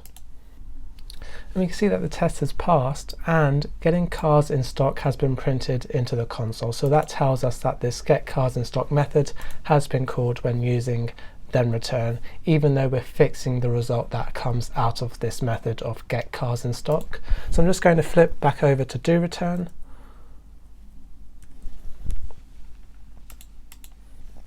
And in a similar way, the test has passed. However, down below we don't actually have that print line method coming from DoReturn. So this is a key difference between ThenReturn and DoReturn, because DoReturn doesn't actually call this method, and that's why this print line hasn't been printed down below. Whereas ThenReturn will actually call that method, so this may be a determining factor in whether you call DoReturn or ThenReturn. One thing to note is that if you're using a method that has a lot of operations that are performed, and all you're actually doing is mocking the behavior of what is returned from that method, it would probably be better to use DoReturn as opposed to ThenReturn, because ThenReturn will actually call that method and do all that processing otherwise. And you also need to consider if your method is going to be throwing any runtime exceptions or any other kinds of exceptions. So if I change this now to throw new runtime exception, and I go back into the test, this runtime exception will not be thrown when we use DoReturn. Whereas if we flip over to ThenReturn, we can now expect that runtime exception to be included within our test. So we can see that the runtime exception has now been thrown from Java line 22. So this is something to consider when using ThenReturn versus DoReturn. So it's whether or not you actually want that method call to be made, or whether you just want it to be purely mocked for the purposes of your test. And another effect that you may want to consider is if your method has any side effects. So for example, if getCarsInStock was doing more operations, let's say it was adding further items into the list, or it was changing the way that our getStock from branch might be behaving, we then might want to consider using DoReturn as opposed to ThenReturn to avoid any side effects from the method call that is being made at runtime. So this is a really simple introduction to the differences between ThenReturn and DoReturn. There's a couple key differences at compile time where the type is being checked, and also about the readability. And then at runtime, when we use DoReturn, the method call is not actually being made, but it's being fixed to return the item that we want it to return within our test. Whereas when we use ThenReturn, we are actually going to be making this method call within our class, so we might want to consider if there's any exceptions being thrown or if there's any side effects of that method. So that summarizes this video on the differences between ThenReturn and DoReturn. This video is going to take a look at the answer functional interface that we can use within our test code. First, we're going to take a look at the problem that it resolves, and this is all around dynamic method stubbing. Then we're going to dive into the functional interface so we can see a little bit more detail on how it works. And then lastly, we're going to have a demonstration on how we can use the answer functional interface in a real-life example. If you like this video, please give it a thumbs up, and if you want to see more weekly videos on Java, please subscribe. So if we begin by taking a look at the class that we'll be testing, it's called Book Manager, and it connects to the books repository, which is instantiated through the constructor. It has two fairly simple methods. One is called getBookInventoryCount, and this will first create a set of strings which comes from the books repository getBooks method, and that will simply connect to the database and just return all the books that we have within our inventory, which is a set of strings, and then we return the size of that set from this method. And then we also have just down below the addBook method, which accepts a string, which is the new book name, and this will connect to the repository and simply add the book into the database. This would typically be using an insert statement, and then we just return the name of the book from that method from the repository. So we have two fairly simple methods to test, but as we will later see within our tests, we will encounter problems simulating the database behavior when we would like to add a book to the database and having the getBookInventoryCount method to reflect that new addition. So having said that, let's go into our test class and we can try to create a test for this getBookInventoryCount method, which should be fairly simple to implement. So to begin, I'm going to create a spy version of our books repository, and then I'm going to inject that into a version of the books manager. And then to test the getBookInventoryCount method, I'm going to mock the behavior of our books repository to return a set of strings, which would otherwise be the books that we have within our database. And then I'm going to call the getBookInventoryCount method to assert against the number of books that we have stored. So when we call the getBooks method for our books repository, I'm just going to create a set of strings within our test class that will represent our database.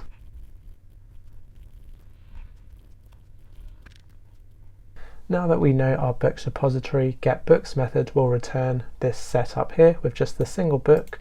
We can now define an integer that will represent the getBookInventoryCount, and then we can finally assert against this value. If I were to add a second book into our repository, we can now expect this test to fail because it would expect a value of 2 rather than 1. So now that we know our test is working as we expect it to. Now the current problem that we face is how we would begin testing the addBook method from our book manager.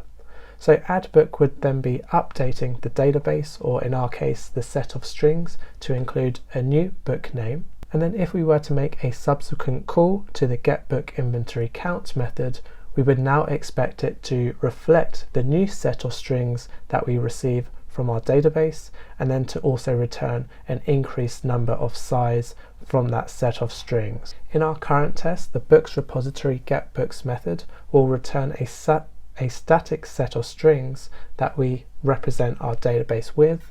However, this static database can't be updated within our test unless we manually update that set itself. Instead, what we would like is a dynamic sort of representation of our database that we can update by using the book manager method, and then we can later test that the addBooks method is working when we make the subsequent call to the getBookInventoryCount after we've added a new book into our set. So this is where the answer functional interface can be really useful as we create a dynamic stubbing of our database to allow us to update it within our tests. So if we take a look at the answer functional interface, we can see that it has just this single method called answer. It accepts an invocation on mock object, and it's just called invocation. It throws a throwable, and it returns a generic type of T.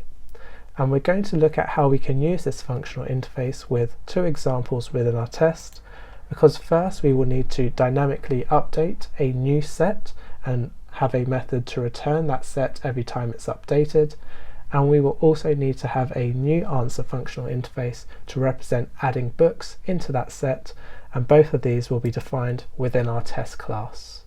So the first class I'm going to create will represent the getBooks method that will simply return the set of strings. So we have class getBooks, and it will implement the answer interface with the generic often object, and we will therefore need to override the method call of answer.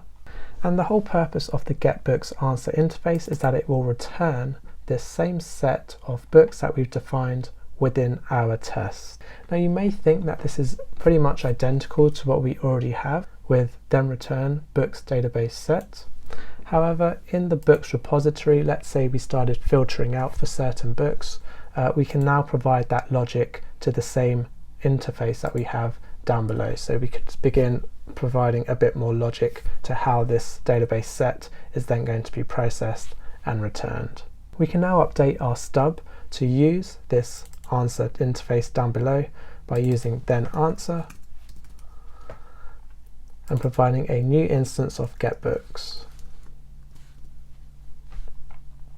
If I run this test, it should behave in the exact same way, because when we call booksRepository.getBooks, it's then going to call this answer functional interface of the getBooks implementation, and that will very simply return books database set, which is defined within this test. We can now define a second implementation of our answer functional interface. However, this will be used to stub the behavior of adding books into our books database set. The first line within our answer implementation will first have to extract the book that we have within our invocation on mock. So we'll have string book. We will need to cast the answer into a string, and this is where we use the invocation, because the invocation gives us access to the arguments that are being passed into our stubbed method.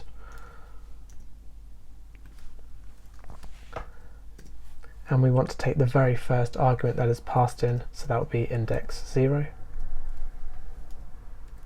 And then very simply we will update our set to now include this new book. Just like the normal implementation, we will return the book back from this method call. In our test method, we now need to stub the booksRepository.addBooks method to now use this addBook answer. So whenever we call the addBook method from our book manager, it will call the booksRepository.addBook, and within our test, it will now use this implementation, which very simply updates the local database set that we have within our test, that we can then later assert upon.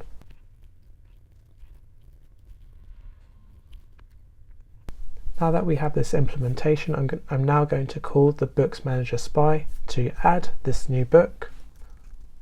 So when we make this method call, the books repository will now call the add book with the new book name into our set, and as a result, this will use the add book implementation down below to update the local set that we have within our test. And we can finally assert that the new getBooks count after add is equal to 2, because this new book should have been added in the local set that we have to our test.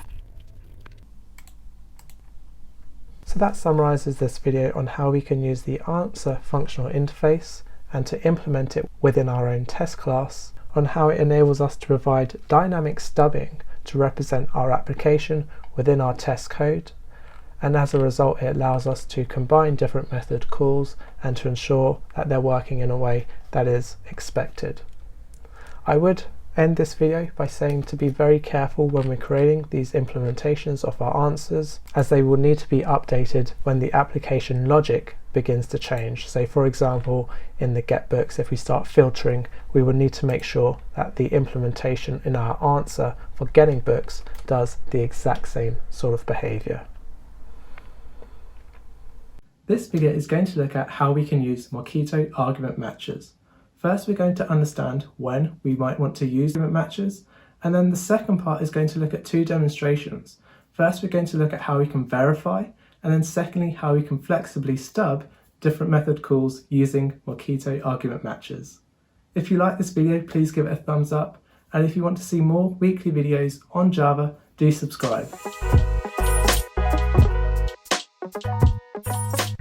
So if we take a look at the class that we'll be testing, it's called Booking Service, and it connects to a booking repository, which is the database layer for our application. It has this method called byTicket, which accepts a string called showID. Then it will create a new string called ticketShowID just down below by appending the word ticket at the start of the showID. And then using that new ticketShowID, we create an instance of a ticket class, which is very simple. It just has the showID inside. And then using that ticket instance, we'll call the bookSeat method. The bookSeat method down below will connect into our repository, and we will just check if that show or that seat is available. And if it is available, we'll update the database in theory and return true. Otherwise, we return false. So our booking service will allow people to buy tickets by first checking the repository and then returning true or false. So now we can look at how we're going to test both this method byTicket and bookSeat. So argument matches are used for verifying application behavior and also for generalizing the stubs that we pass into our mocks. So with this in mind, I'm going to set up the test class to use Mockito.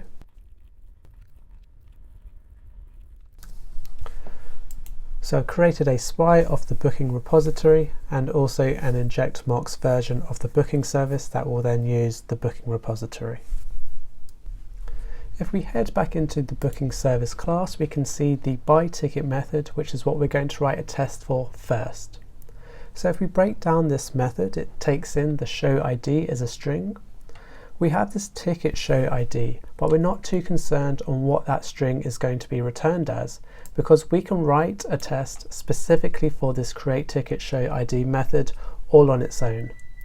This string is then used to create an instance of a ticket, but once again, we're not too concerned about the string that is being passed in or the ticket that is created. What we want to test within this method is that it's calling this bookSeat method and that it is passing in an instance of a ticket to that method. And we want to isolate this behavior away from the string of ticketShowID that is created and the new ticket instance that is created using that string. So if I move into the test class, we can now begin writing our test for the byTicket method. So to begin, I've created a spy version of our booking service and I've called that booking service spy. And then I've called the byTicket method, just passing in any random showID.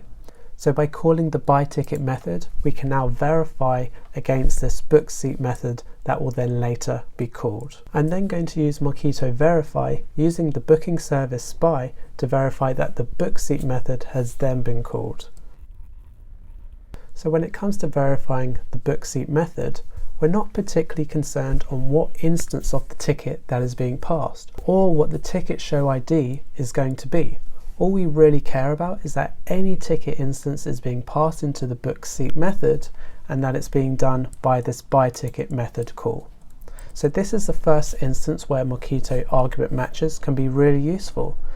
And we can use it by first typing in any and then the class of the argument that we would like to verify.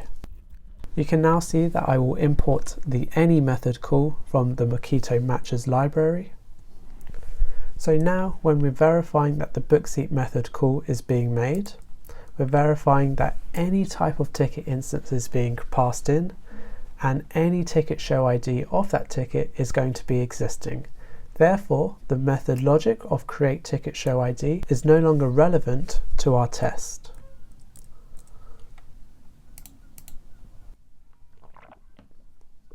Now the second test I want to write is for the bookSeat method of our booking service. And the bookSeat method will accept the ticket, it will connect to the booking repository using the getSeats method, and the getSeats method at the moment will just return an empty array list. However, in reality it will be returning a list of strings which are the available seats. We will check that list if it contains the ticket show ID from the ticket we're passing in, and if it does, it returns true, otherwise it returns false. So I'm just going to write a pretty basic method for how this will work. So at the top I've defined a string called ticket show ID with ticket:ID1, and I've created a new ticket instance. I then created a list of strings which are all the available tickets, and it just contains one entry which is that same ticket show ID. So when we call our booking repository and we call the getSeats method, passing in ticket ID _1. So if we go here and we call ticket get show from ID, what we're doing is replacing the colon with an empty string. So that's why we don't have that empty string here. It will always return this list of available tickets, which of course contains the ticket show ID just above. So actually when we call booking service book seat and we pass in that ticket with the same ticket show ID, it will always return true. So let's run this test. And we can see the test is passing, so it looks great to us so far. The problem, however, we have is a slight dependency on this get show from ID method that replaces the colon with an empty string. Let's say the logic in this method changes and we replace a single colon with two colons. Now if I run this test, it would actually be expecting the value passed in to include two colons like this. However, it doesn't, so this test will now fail. We can see it's now failed. So Mockito argument matches allow us to flexibly stub our method calls. So to extract the logic from this method here, get show from ID, we can actually just say we don't really care about what string is being passed in. We just want to make sure that this list of available tickets is always returned from this booking repository. And we can flexibly stub this method call by calling any string. So now whenever we run this test, no matter what string is being passed into the getSeats method of our repository, it will always return this same list of available strings, and therefore when we're testing our book seat and we're passing in this same ticket ID, we will always expect it to pass. So we can see how argument matches allow us to flexibly stub certain method calls, and it doesn't have to be just a string. There are many different types of flexible stubbing that we can apply. So we can see any string, any object, any boolean, byte, char, any double, or any int, and the list goes on. And I'll leave a link in the description for you to check it out for yourself. And that summarizes this video on how argument matches can be used to flexibly stub a method call, and also how it can be used to verify method calls to extract some of the irrelevant logic from our application code to allow us to isolate certain tests and to verify and mock certain behaviors in a much more controlled way. This video is going to look at how Mockito enables us to stub multiple method calls all in the same line. First, we're going to look at how a stub can enable us to control the behavior of our application when we're testing it. Then we're going to look at when we might want to stub multiple method calls within the same test. And then lastly, we're going to look at how Mockito enables us to do this in a nice and efficient way while removing a lot of the boilerplate code. If you like this video, please give it a thumbs up and also subscribe if you want to see more weekly videos on Java. So if we take a look at the class that we'll be testing called goalStatistics, and it has this single method called goalsPerGame, which accepts a string, which will be the player's name, and then an integer, which is the number of games that they've played. So first, this method will use the goals service, which is a service which is instantiated through the constructor just here above. And down below we can see the goals service has this method called getGoals. It accepts the player as a string, and in real life this might connect to a database and then return the number of goals for that player. But in this implementation, I just have a random number being returned back. And then if the number of goals is less than or equal to 0, a new exception will be thrown with the message of no goals scored. Otherwise, it will return the number of goals divided by the number of games that are being passed in. So for this goals per game method, there's a few tests that we might want to create. So first we might want to test if this goals service returns a high number of goals and also for a low number of goals. And then also we might want to test if the goals are 0 and that this exception is being thrown. So let's move into our test class and we can begin writing these tests. So we can begin by creating a mock of the goals service that we will be using to force back the number of goals that each of our players score. And then we can inject our goals service into an instance of the goals statistics class using InjectMocks. And if you haven't seen this annotation before, I'll leave the card to my video on InjectMocks at the top. Now in our test, we're going to tell the goals service to return, let's say 100, whenever we call the getGoals method. And then we can assert that if a player has played 10 games, that the goals per game will be 10. So we can see that when the goals service calls the player's name, which is player, it will return 100. And then this integer that we defined within our test called goals high will be the goals per game for this player divided by 10 goals, and that should result in the number 10. So if we run this test, we can expect it to pass. I can now repeat this test, so let's say the goals service getGoals will return just 10, and if we have that same player with just 10 goals, the goals per game should be just 1. So I've called this value goals low. The goals service will now return just 10 to us, and 10 divided by 10 is 1, so this should also still pass. And lastly, I can do the same where the goals service returns just 0, and then at the top of our test I can do an expected exception to be thrown, which will just be the exception class. So now we've also tested for the exception. Another way to test for the exception is by using the test exception package from Google, and I'll leave a link in the top of this video just now. So if we take a look at our test method, we can see that there's quite a bit of repeated code. First, we stub the goals service getGoals method with ThenReturn, passing in 100. Then we define an integer, which are the goals per game using the goals statistics class. Then we assert upon that value. We do the same stubbing, getting the goals, and then assertion, and then stubbing for a third time, and then getting the goals. So for each stub method that we're calling, we're passing in the exact same goals service, the same method call, and the same argument being passed in. The only difference is what is being returned. Now Mockito can allow us to do this a little bit more efficiently by consecutively stubbing the same service with the same method and the same arguments. So in our case, what we can do is actually remove this line here where we're returning 10, and we can extend our stub at the top to now return 10. So the first time that we call the goals service getGoals with the player name, it will return 100. And then the second time it will return 10. So now if I run this test, it should behave in exactly the same way. So it's now passed, and there's no limit to the number of consecutive stubs that we can apply to the same service and method, so I can remove this when called down below and then extend ThenReturn to now return 0.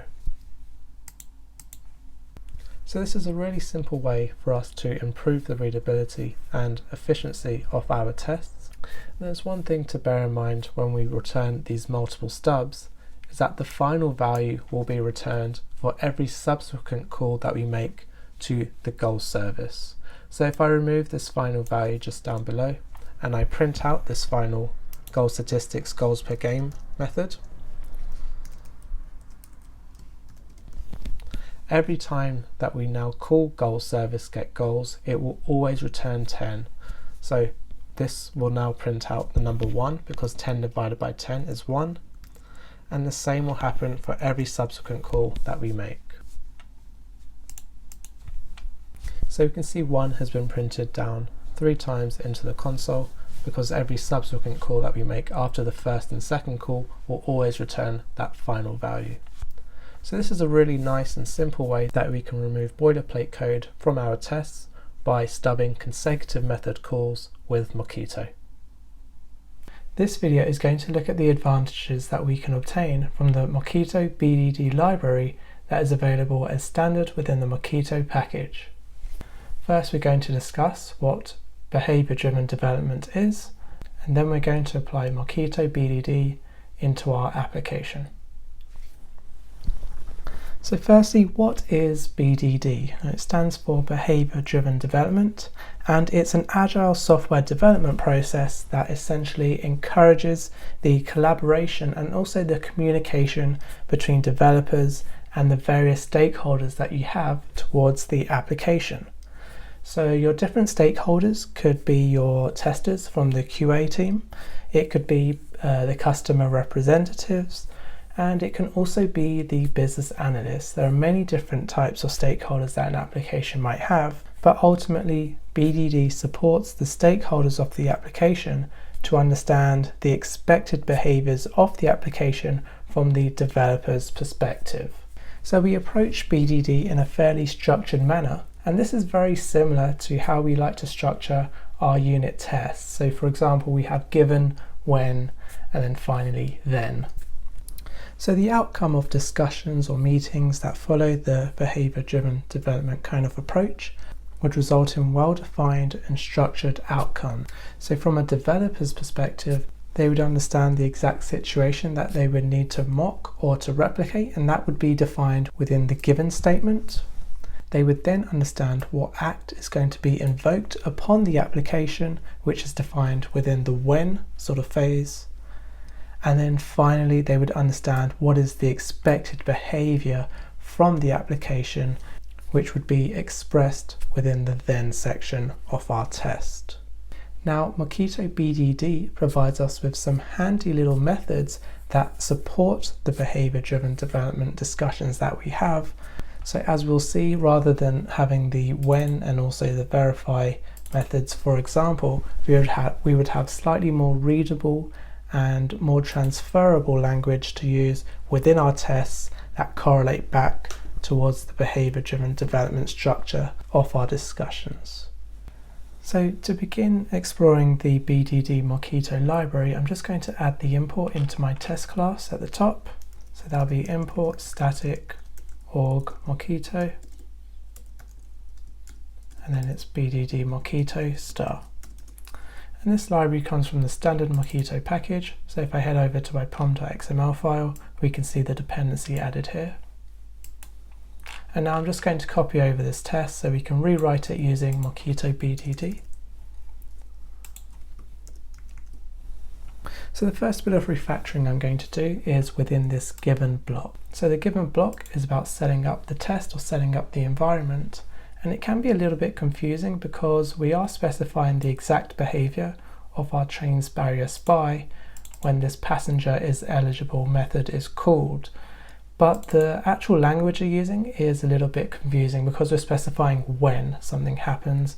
So you might actually think that this when line belongs within this when block, or in terms of following the logic of the test. So using Mockito BDD, we're actually able to change this written language using the given keyword. The first argument we pass in will be the object that we're operating upon, followed by the method call. So as we can see on line 39 just below, it's passenger is eligible. We'll pass in the passenger ID name. And then if we go to the end of that line, we can extend it by pressing dot.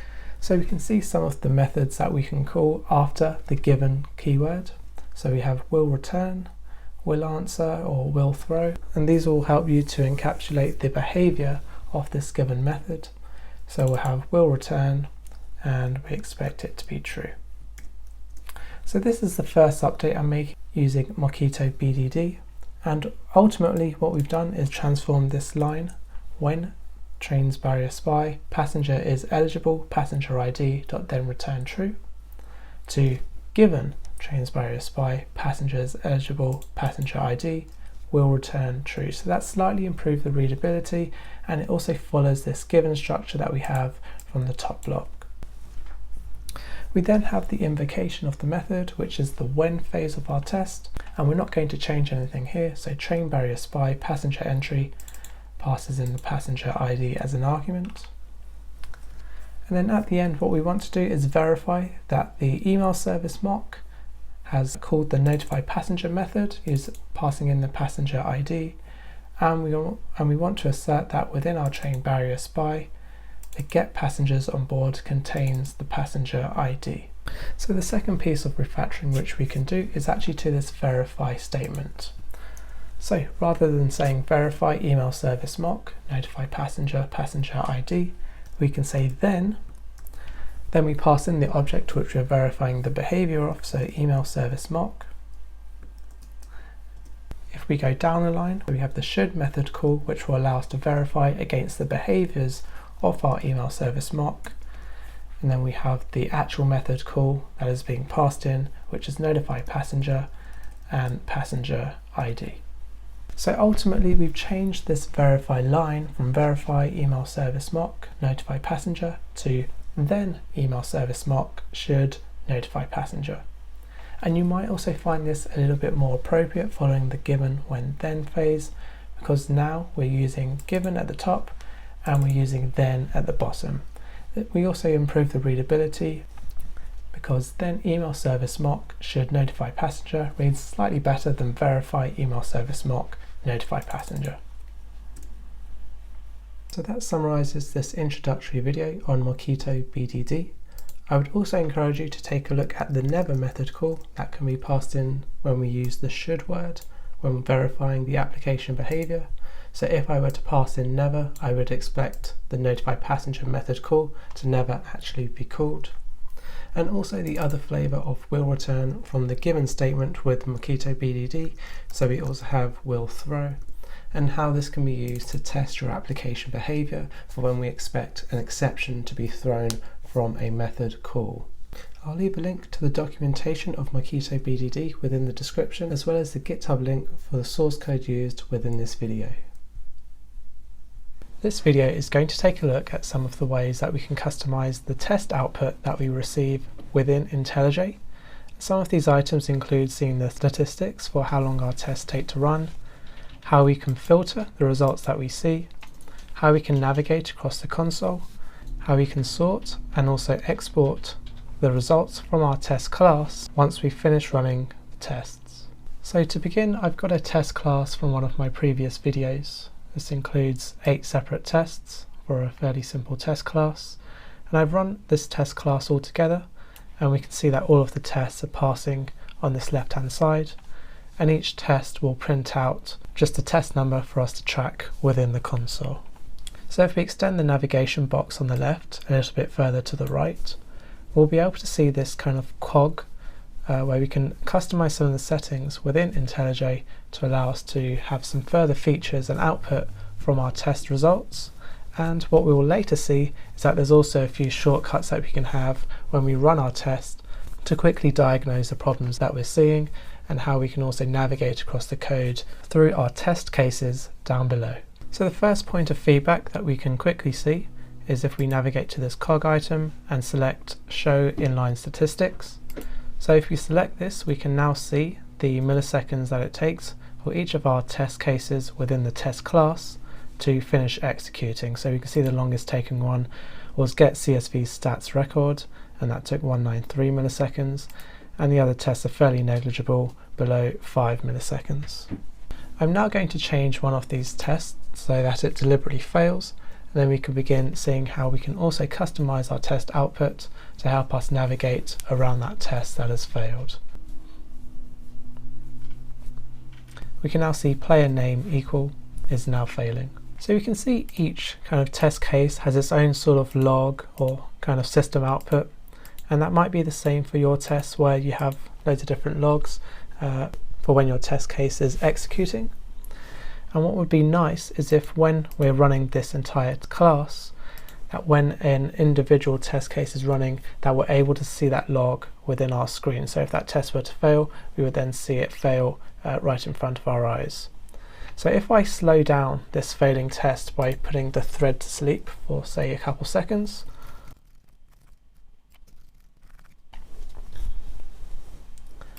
and if I change the settings to track running test, we will now be able to see the actual output from each test as it's being executed. And when it comes to test 1, we will expect a small delay just before that printout is made, and then a small delay just after that printout is made, just to emphasize how this track running test setting is working.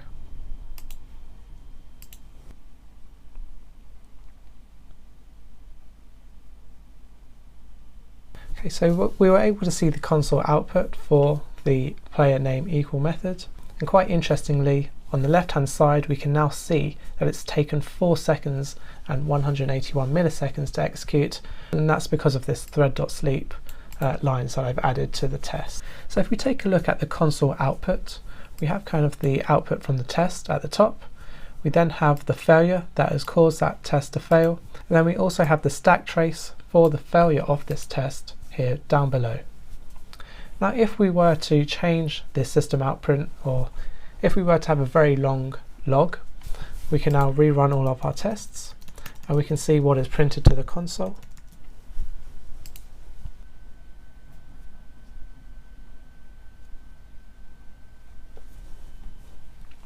So what we can immediately see in the console is all of the logging that has come from our tests. So this is test 8 followed by test 1, and if we scroll down we can finally see why that test 1 has failed. So we have the expected and actual values, and then we also have the stack trace, and then after that we have all the other console output. So if we had multiple tests that all had their own kind of logging and quite a bit of logging, it would take us quite a while to scroll down and to find the actual stack trace for the failed test, or even if we were to select the test that failed itself, we would then have to scroll down further to find the expected and actual values and also the stack trace for that failed test. So what we can do is head over into the settings and we can select scroll to stack trace option, and what this will do is when we run our test class, it will automatically scroll to that failed exception for the first test, so that straight away we can see the stack trace of where our test is failing.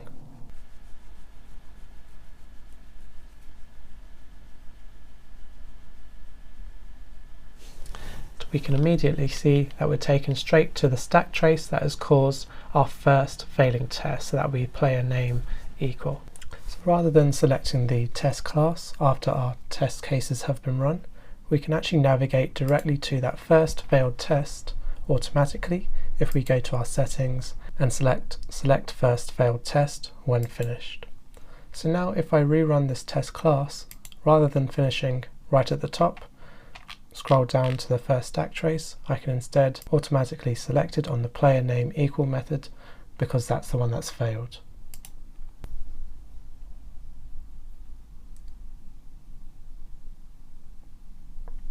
So we can see that this failed test has already been selected, and we're already scrolled down to the expected and actual value comparison and also the stack trace. So the next setting we're going to modify will concern this left hand column that we see for after our test class has been executed. So we can see each of the tests which have been run and whether they've been successful or not. And if we're only concerned about the tests which have failed, we can select this tick icon at the top left, which will now filter out all of the tests that have passed. So I'm just going to clean up this failing test, and I'm going to cause one of the other tests to fail. And now if I rerun the test class, we can expect those 2 failing tests to only appear on that left hand column.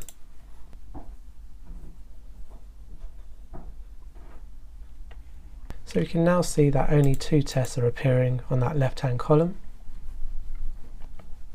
The same also applies for ignored tests. So if I mark a test with the annotation of ignore, and we show the ignored test on the left hand side by selecting this round circle with a line through it, it will show us all the tests that are ignored and also only the tests which have failed. So we can see the 2 tests that have failed and also the 1 test that has been ignored.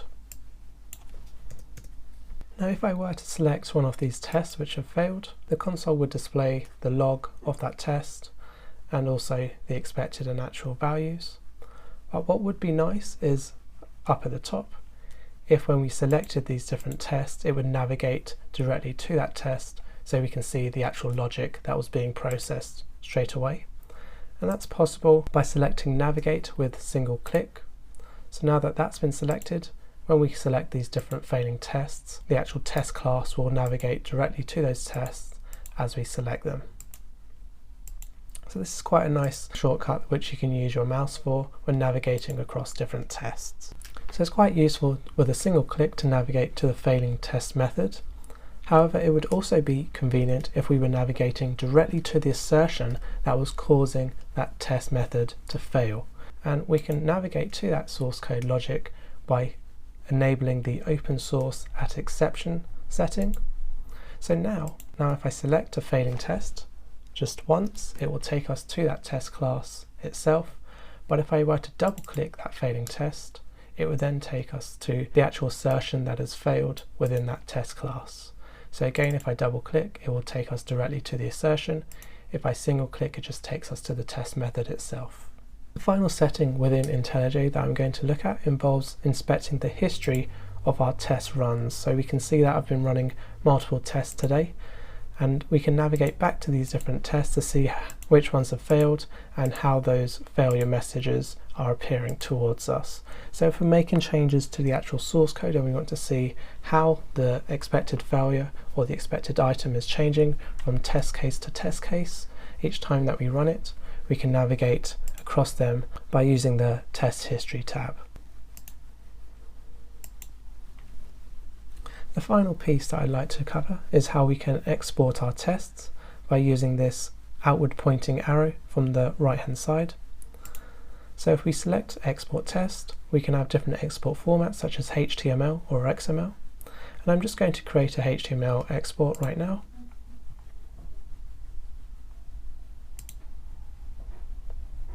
And then if I were to select this, we can then open it within our browser, and we have a nice GUI to understand how our tests have failed and how they have passed. So you can see the number of tests which have been run, the number that have failed, and the number which have passed. Then it also provides us with the log output for why these tests have failed, along with some further statistics on how long they've taken to run. So that summarizes this video on how we can set up IntelliJ to create customized reports from our tests, and how we can also make navigating across our test classes much easier and efficient. This video is going to take a look at a fairly small area of unit testing, which involves testing private methods. So we're going to take a look at how you can test your private methods, firstly by using the reflection tools from Java, and then secondly by using the PowerMock library, which can be imported into your project. I'm just going to navigate to the POM file where we can see that dependency from PowerMock before we continue. And I must say that your decision to test private methods is often a personal choice or done by sort of a project by project basis. Sometimes you may only really want to test the public APIs that are available from each of your classes, but on the other hand, you may decide to test anything that might actually break within your application, and that can also include those private methods. So if we move over to the class that we'll be testing, there's a single public method in this class called GradeCalculator, and it's called getGrades. So it takes in a list of integers, which are your scores, and then it creates a new list of strings. It loops over that list of scores and calls this ComputeGrade method. This is a private method called ComputeGrade. It takes in the score, and if it is less than 70, it returns the word fail, but if it's greater than or equal to 70, it will return the word pass. So we're going to see how we can test this very small method here called ComputeGrade. So I'm going to move into the GradeCalculator test class, where we can begin writing our tests. So the first one will be using the reflection library, which is available as standard with Java. First, I'm going to create an instance of the GradeCalculator class, which we can then reference within the test. Now, using the reflections library, we need to define the method call and its parameters, because we could have many method calls called ComputeGrade, but it may be overloaded to take different parameters. So we're going to specify exactly which method which we're going to be calling by defining just a single integer as the parameter.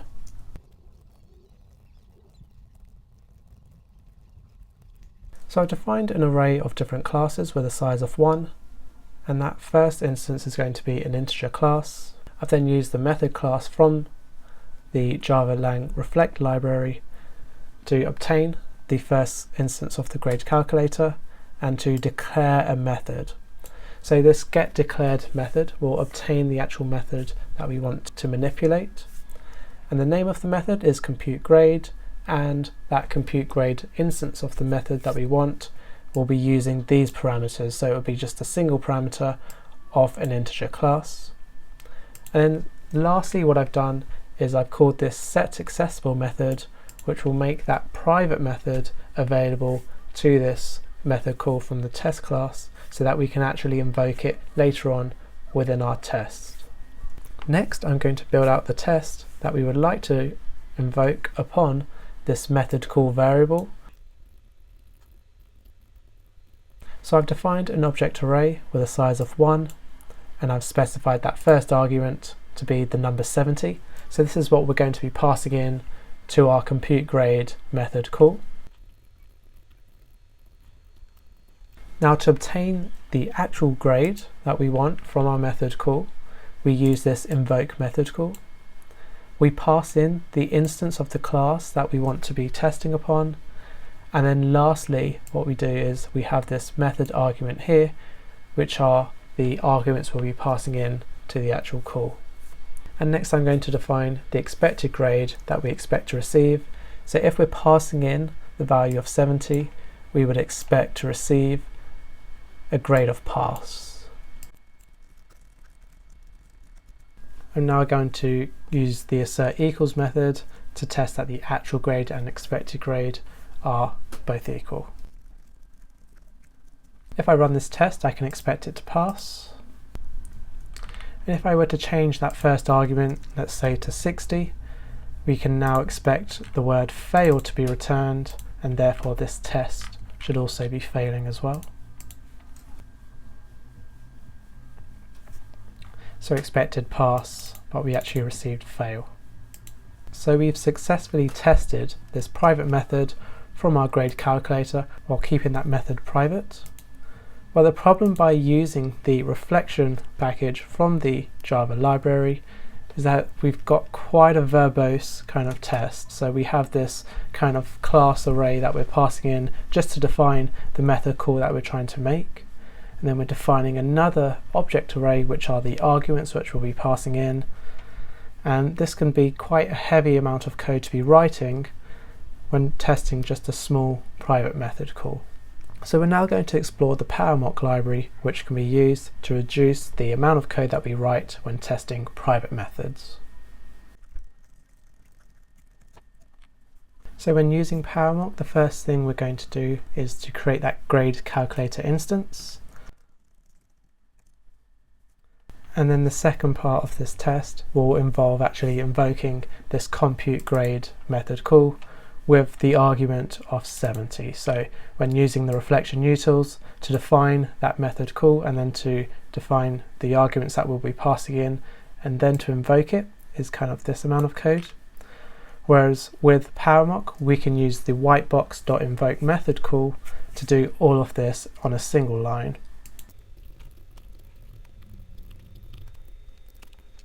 So if we take a look at this invoke method call, the first argument will be the class instance that we want to be testing. The second argument is the name of the method that will be executed. And then that third argument will be all the different arguments that we want to pass in to that method call. Finally, I'm going to define the expected grade that we want to receive and then compare the two using assert_equals.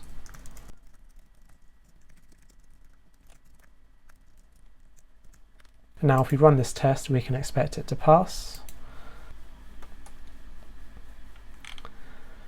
If I were to change the argument, let's say to 60, we can now expect this test to fail. So we can see that by using PowerMock, we're able to invoke a method call that is private, and we can specify the arguments and the instance of the class all on a single line. So that concludes this video on how we can use the PowerMock library and also the reflect library from Java to test private methods for the rare or not so rare instances where you feel you need to test a private method. This video is going to take a look at when we might want to extract the objects that are passed around our application in method calls to then begin testing upon those objects. We're then going to look at how we can use the argument Captor class from the Mockito framework so that we can later assert upon that object itself. So if we take a look at the class that we'll be testing, it's called Booking Manager. And this Booking Manager class will be used to add kind of reservations at a restaurant, and it has this add reservation method to take in a reservation and then to persist it to a database. So it takes in the name of the reservation, the number of seats, and then the time just as an integer. It creates this table using those three arguments, and that table is kind of a model class for the name, the number of seats, and the time. Then a booking is created by passing in that table to the booking. And then finally, the booking persister, which is passed in through the constructor, uses the persist to database method call by passing in the booking to persist that booking theoretically into the database. So what we would like to do is to test against this booking that is being passed to the persister through this add reservation method call. So what we're going to do is call this add reservation call, and then we want to understand exactly what booking is being passed into the persister, but the only way that we're able to understand what booking is being passed is by extracting that booking when this method call persist to database is made through the booking persister. So I'm going to begin by creating our test. And to begin, I'm going to create a spy version of the booking persister class. And the reason I'm going to be creating a spy version of it is because we're going to later inspect the stack trace that is called upon this persister database call by using the verify method. And it's through the Mockito Verify method that we'll actually be able to extract the booking that is passed into this method when we later call it. I'm then going to create a booking manager instance where this spy is going to be passed in through the constructor. The next step will involve defining the argument capture, which is from the Mockito framework. So the argument capture will allow us to inspect upon a method call that is being made, to capture the argument or arguments that are being passed into that method call, and then to define what those arguments are back out as an object. So we're using the argument captor class to extract the object that is being passed into a method call, and we're going to look into that method call by using the verify method from the Mockito framework. So the argument captor is defined by using the class itself within pointed brackets, and then we're going to specify what that class is through the forClass method call. So it's argument captor, and we're looking for a booking.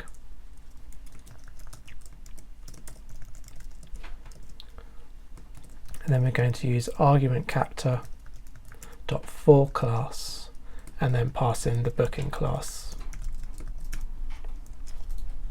And we can see here that the argument captor has come from the Mockito framework. Okay, what we're going to do now is call that add reservation method call, and we're going to pass in a few variables that we will later use for testing.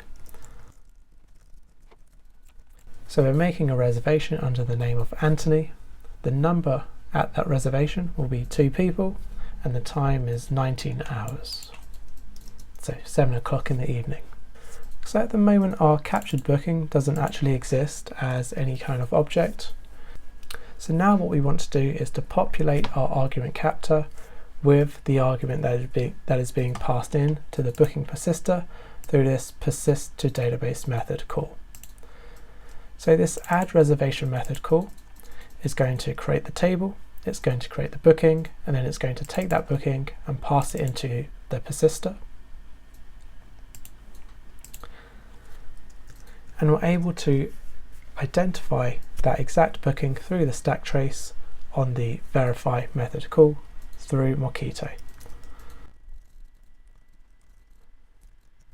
So we know that the booking persister spy is the instance of the persister that is being used to make that booking, and then we're going to obtain the persister database method call that is being made, and we're going to use this captured booking.capture method keyword to obtain the actual object instance that is being passed in through that method call.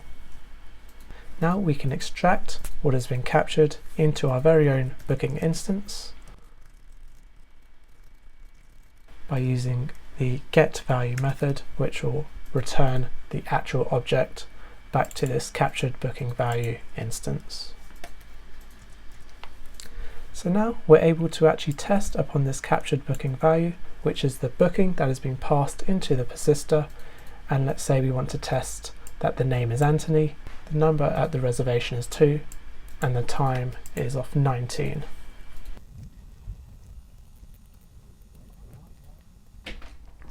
Now if I run the test, we can expect it to pass.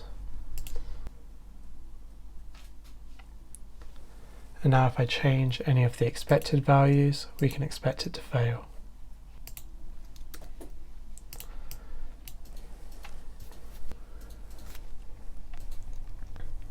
So that summarizes this video on how we can use the argument captor from the Mockito framework to peek into the arguments that are being passed by our method calls, and then how we can extract those arguments back into objects to then later be used by our tests. In this video, we're going to take a look at a couple of the methods that are available to us from the AssertJ library, especially when it comes to comparing or for testing different types of collections, and specifically the elements within our collection and also the order that those elements appear. So if I take a look at the class that we'll be testing, it's just called item, and it contains two variables. So we have the size, which is an integer, and the description, which is a string. The item implements comparable, which means it overrides the compare_to function, which is used for ordering the items when they are appearing within a collection. We're taking the description of this item and comparing it to the description of the item that's being compared to it. We then have some getters and setters. So within the list transformer class, there are going to be two methods that we're going to be testing. One is called contains letter, that takes in a char sequence of a letter and a list of items. We simply filter against those items, getting the description of that item and filtering if that description contains the letter from this char sequence. And then we just return a list of those items. And then the contains letter and sort method does the exact same, where it filters against the item description and the char sequence of the letter. However, it then sorts that list using the compare_to function from the item class. And I'm going to move over to the list transformer test class. I've started by creating the setup method, which will instantiate the list transformer that we'll be using in our tests. And the first test we'll be doing will be for the contains letter method. So first I'm going to define a few items of our own, and then I'm going to add them into their own list. So now that we've defined our items, we want to filter against these items for all the items that contain the letter B.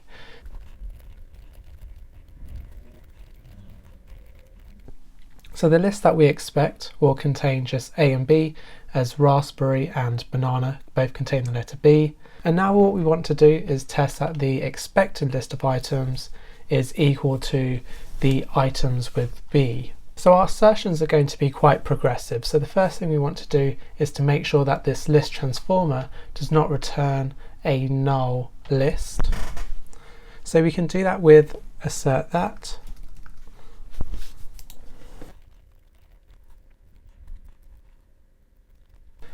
Next, we want to assert against the size of this list because it will no longer be 3, but we expect it to now be 2.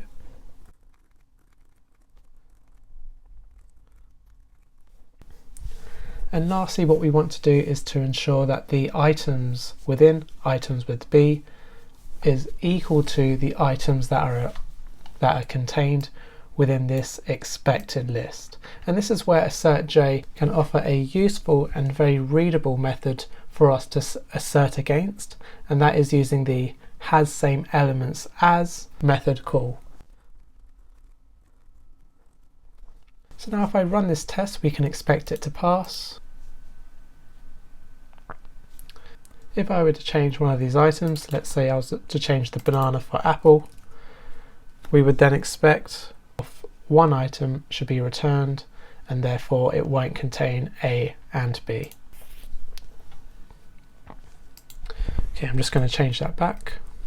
And this has same elements as method call from AssertJ can be very useful for comparing the elements that are contained within two different collections with AssertJ. So the next test we're going to write is actually for the order for which those items within the collection appear. So I'm just going to copy and paste this method below, and this will be for the sorted method. So rather than have the contains letter, I'm going to do the contains letter and sort, and then we're still going to pass in those same items, and we're going to expect a slightly different item to come back. So rather than having the raspberry and the banana within an array, we would probably expect the items to come back as the banana first, followed by the raspberry, and that will be because of this compare to item, which takes the description of the raspberry and compares it to the banana, and that banana will be returning a -1 value from this compare to function as B comes before R within that descending kind of order. So if I were to run this test exactly how it is, we would actually still expect it to pass.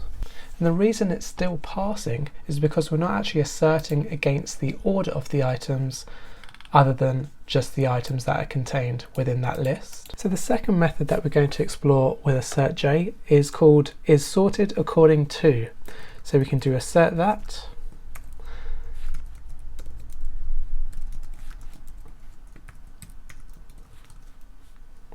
We can see here that is assorted according to will take in a comparator. So within this test method, we're going to define our own comparator and we're going to pass that in.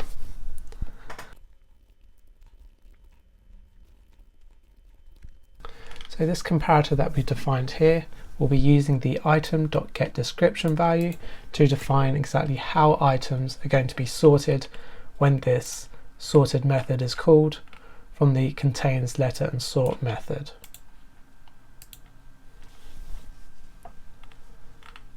So now if I run this test, we can expect it to pass. So the test has passed because for this final assertion, we're asserting against the comparator used for items with B. And if I go back to the item class for the compare to function, we can see that it is using the description where it is compared to the other item being passed in the description of. So that would be in the descending order. So if I were to go back to the test and to assert against the comparator being reversed, we can now expect this test to fail, and the failing test is telling us that banana is not less than or equal to raspberry, where we're expecting it to be raspberry first, followed by banana.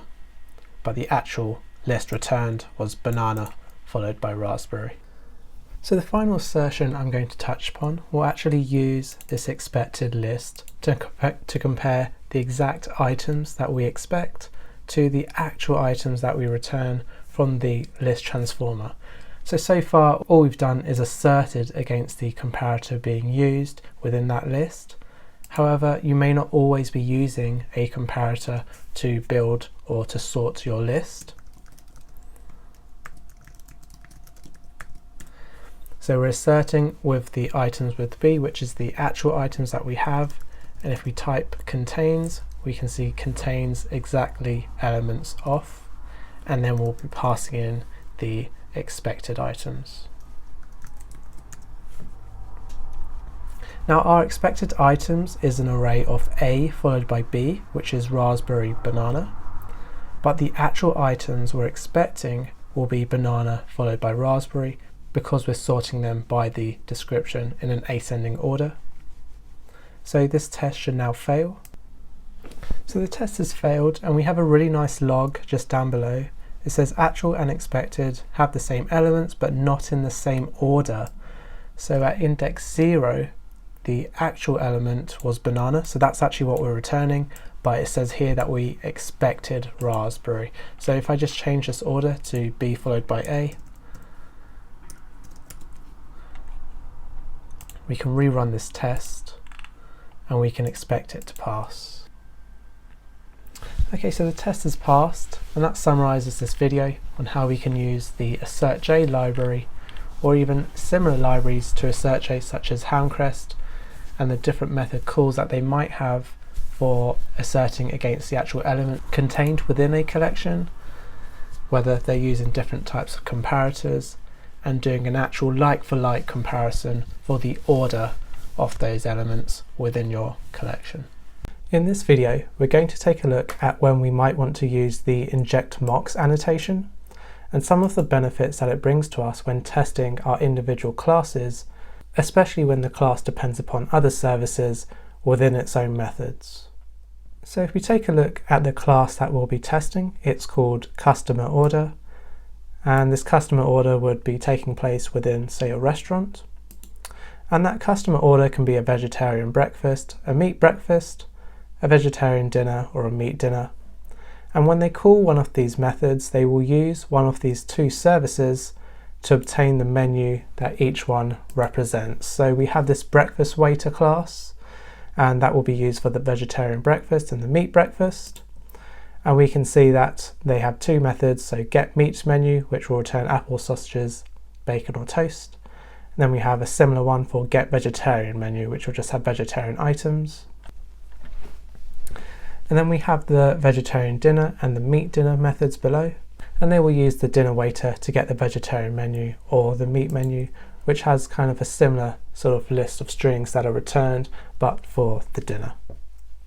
So if we move back to the customer order class, we can see that the breakfast waiter and the dinner waiter haven't actually been instantiated, and there are three key ways that we can instantiate these two services. So the first could be through the constructor, like this. The second way could be through individual setters, just like this below. And the final way could be through auto-wiring these classes if we're using an inversion of control container. But I'm going to leave both of these services instantiated through a constructor. So I'm going to move over to our test class, and I've already written out a couple tests where we would like to test for the vegetarian breakfast and also for the meat dinner. So what I have here is I've created the expected breakfast just as a simple array list. I've then defined the actual breakfast as coming from the customer order and using the vegetarian breakfast method, and that will call the get vegetarian menu from the breakfast waiter. So if I come back to our test and try to run it, so we can see we have a null pointer exception caused by line 24. So this is where we're calling the vegetarian breakfast, and that's because the breakfast waiter hasn't been instantiated with our customer order. So one way that we can do this is by adding a line to the start of the method, which will instantiate the breakfast waiter, and then when we rerun the test, we can expect it to pass. However, as I mentioned before, there are many different ways that the services can be instantiated within the class. So sometimes they might be auto-wired, or they might be set through a setter. And an individual class might have many different services. So this customer order might not just have two services, but it might have 6 or 7 or 8 different services that it depends upon. So our question here is, how do we inject those services efficiently into our customer order without concerning ourselves with how they're actually instantiated within the class implementation itself? So do we always have to instantiate this customer order within the test class using such as a before method, or is there a better way of doing this? And that's where Mockito can come in to help us. So for this video I'm going to be using annotation based for Mockito, and the first thing I want to do is create the mocks and the spies for our customer order that they will be using and depending upon. So first I'm going to be creating a spy of our breakfast waiter.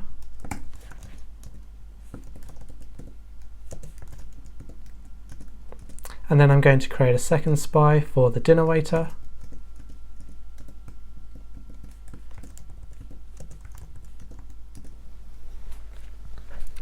And to allow these annotation-based spies to be created, we're going to have to change our test class to use the Mockito JUnit runner.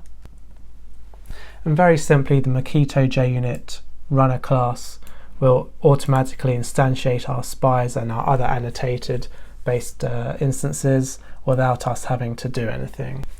So now the question is, we have our breakfast waiter, we have our dinner waiter. How do we enable our customer order to take in these spies without us having to do anything? And that is where the InjectMocks annotation comes in.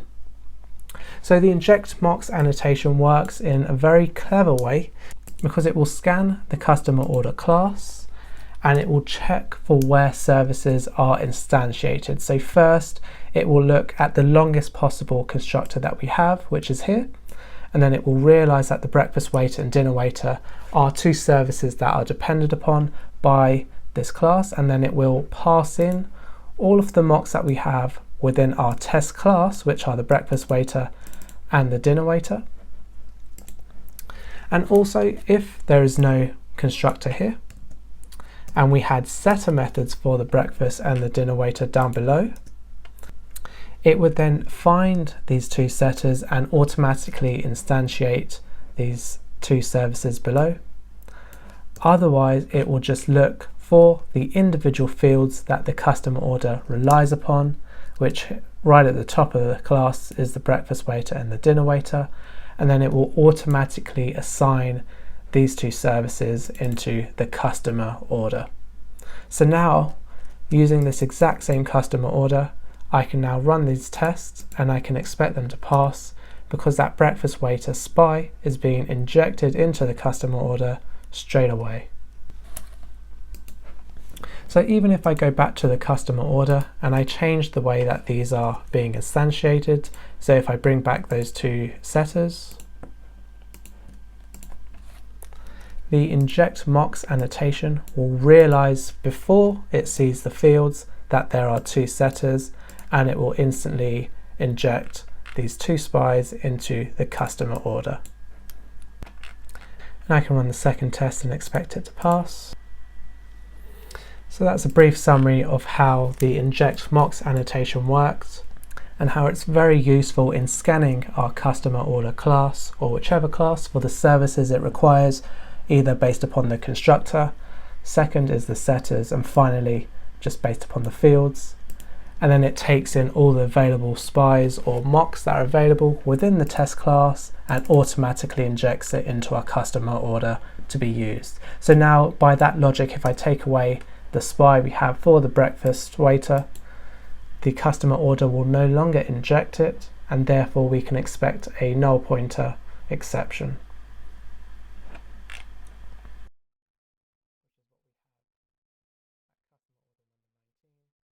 In this video, we're going to take a look at how we can use the rule annotation, which comes out of the box with JUnit. We're going to take a look at how the rule annotation actually works and some of the key use cases that come with the rule annotation with JUnit. And then to conclude this video, we'll then run through an example of how the rule annotation can be used, creating a temporary folder that can be later used within our individual unit tests. I've created this example test to illustrate how the rule annotation may be working from a conceptual standpoint. So you may be familiar with the before annotation and also the after annotation. And the way the before annotation works is that this method call will be made before each individual test case of the entire test class. The after annotation will be called at the end of each unit test within our entire test class. So if I were to run this individual test1 here, we would expect it to print out setup, test1, and then tear down. So we can see these 3 lines are printed below. So the rule annotation works in a similar way in the sense that it wraps each unit test of your test class with a before and after annotation, where it performs some actions before the test runs and then some actions after the test runs. Now if we take the rule annotation out of the box that comes with JUnit, there are quite a few specific use cases for when we would want to use the rule annotation within our unit tests. The rule annotation can be used for any class that implements the test rule interface. So if we have a look at the test rule interface, we can see that this is the code that comes with JUnit out of the box, and we can also see quite a few examples here of how the rule annotation is already implemented with JUnit. So you can use this error collector, which will collect multiple errors in one test method. Then we also have a few more here for the expected exception, creating temporary folders, extracting the test name. We also have this test watcher. We also have a timeout, so you can time how long your test can run for before failing automatically, and also a verifier. So you can create your own rule annotation implementation just by implementing this test rule interface. I'll leave the link to the documentation for the test rule and the rule annotation in the description of this video. But to move on, we're going to look at how we can use this temporary folder implementation of the rule annotation to demonstrate how the rule annotation might be used within practice. So if we take a look at the class that we'll be testing, it's called CSV line counter, and it has a single method called count lines from file that takes in a file path. It uses the files.lines method and the .count method to return the number of lines that we have within that file. We're now going to begin writing the unit test for this single method. So I'm going to move into the CSV line counter test class, and we can begin writing this first unit test for counting the lines.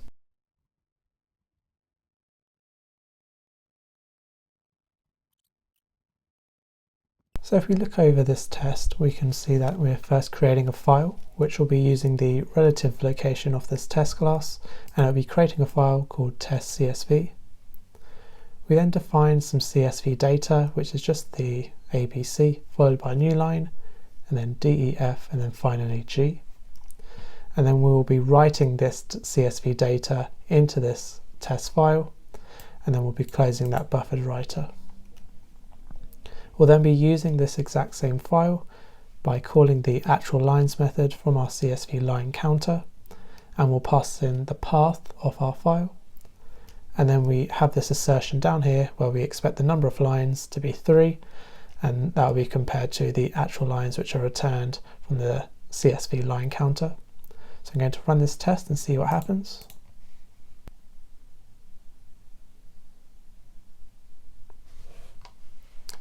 Okay, so the test has passed. We can also see on the left hand side that our test CSV file has actually been created. If we open it, we can see that expected 3 lines where ABC, DEF, and then G is printed within it. The problem we have with our unit test is that it's going to be adding this CSV file every time that we run this test, and this will add to the overall size and memory consumption of our application if we have to actually create real files to actually test our application code. So what we can do is delete the test.csv file after our test has been run, or after the assertion of the test has been made. And we can do that by using a finally block.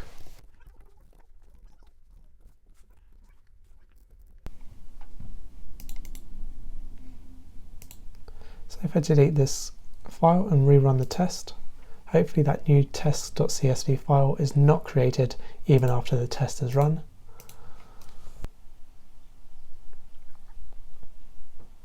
So the test has passed, and we can see that the CSV file has not been retained within the source folder. I'm just going to see what happens if we have a failing test to see if that file is left there or not.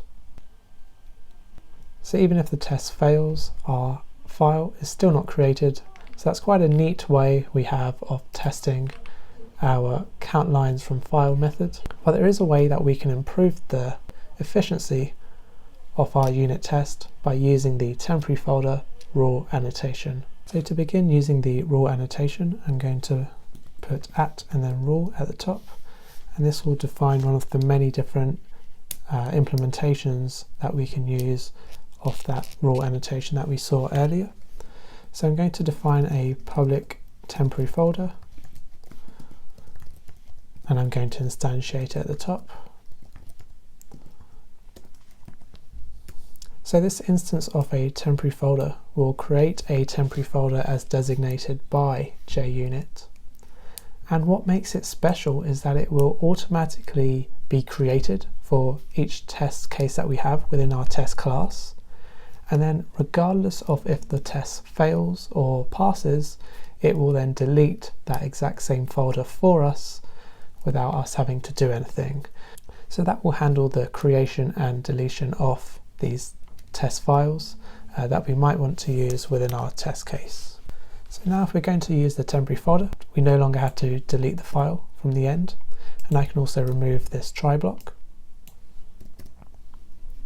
The file that we create will no longer be pointing to a relative directory, but instead we'll be using this temporary folder to define where our file is created.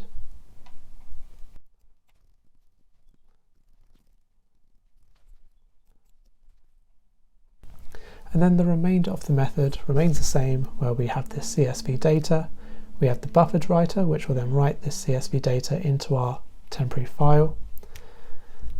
The buffered writer will then close. We can perform our assertion upon the number of lines within that file, and then we know that thanks to this rule annotation and the temporary folder instance that we're using, the creation and deletion of this file will now be handled by the rule annotation, and we no longer have to do that ourselves within the unit test itself. So I could run the test,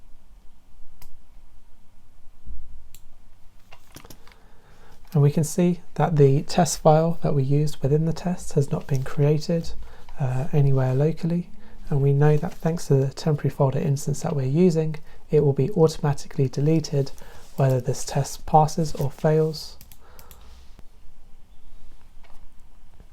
So that summarizes this video on a single case study of how we can use the rule annotation and specifically the temporary folder.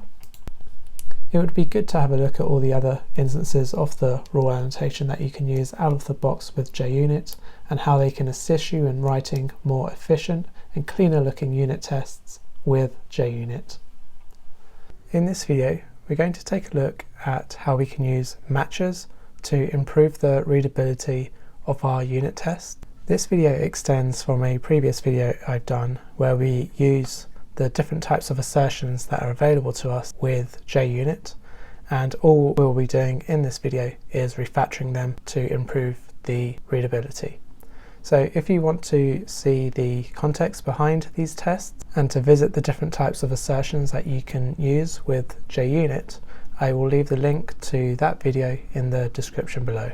So for this video, I'll be creating matches by using the AssertJ dependency. There are other packages and libraries out there for you to use similar types of matches, such as Hamcrest and also Fest.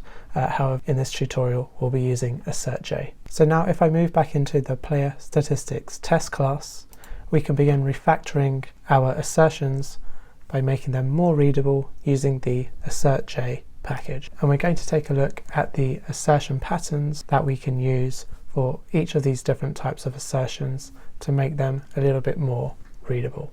And that is the end objective that we have with using matches, that is to make them a little bit more readable. So the first test we have is called assert equals, and we're asserting that player Patrick under 30 is the same as player 2. So rather than having assert equals, we will use the keyword assert that. The first argument we're going to pass into assert that will be the item that we're evaluating, so that will be player 2. And then we can do is equal to, and then we will have player Patrick under 30. One note to take here is that when we're using assert that, the first argument that we pass in is the actual item that is being tested, and then we will have the expected item afterwards. Whereas when we use typical JUnit assertions, where we have assert equals, the first item is what we expect, the second item is the actual value. Now, if we were to read out these two assertions to ourselves, we could begin to realize that the second assertion sounds a little bit more natural to us when it comes to reading this test. So we have assert equals player Patrick under 30, player 2. Whereas with the second line we have assert that player 2 is equal to player Patrick under 30. So if this test were to fail and we were to come back and read the assertion that we're making, it's that second one that sounds a little bit more natural for us to understand. So I'm going to remove the first assertion and I'm going to run. We can see the test has passed. I'm now going to continue refactoring the rest of the JUnit assertions using AssertJ to improve the readability. So for assert not equals, we can just use assert that dot is not equal to.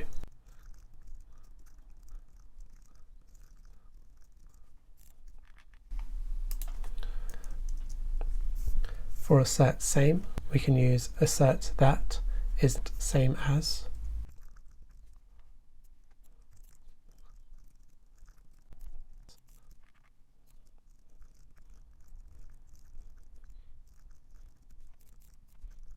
For assert true, we can do assert that dot is true. And similarly, for assert false, we can do assert that dot is false. For assert null, we can do assert that dot is null.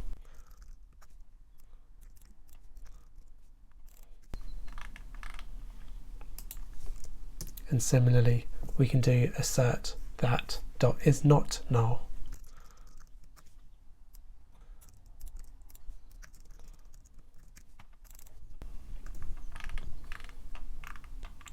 Lastly, the assert array equals assertion from JUnit doesn't actually have a equivalent method using AssertJ.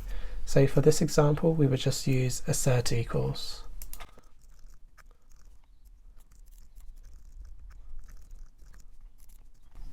I can run the remaining tests together.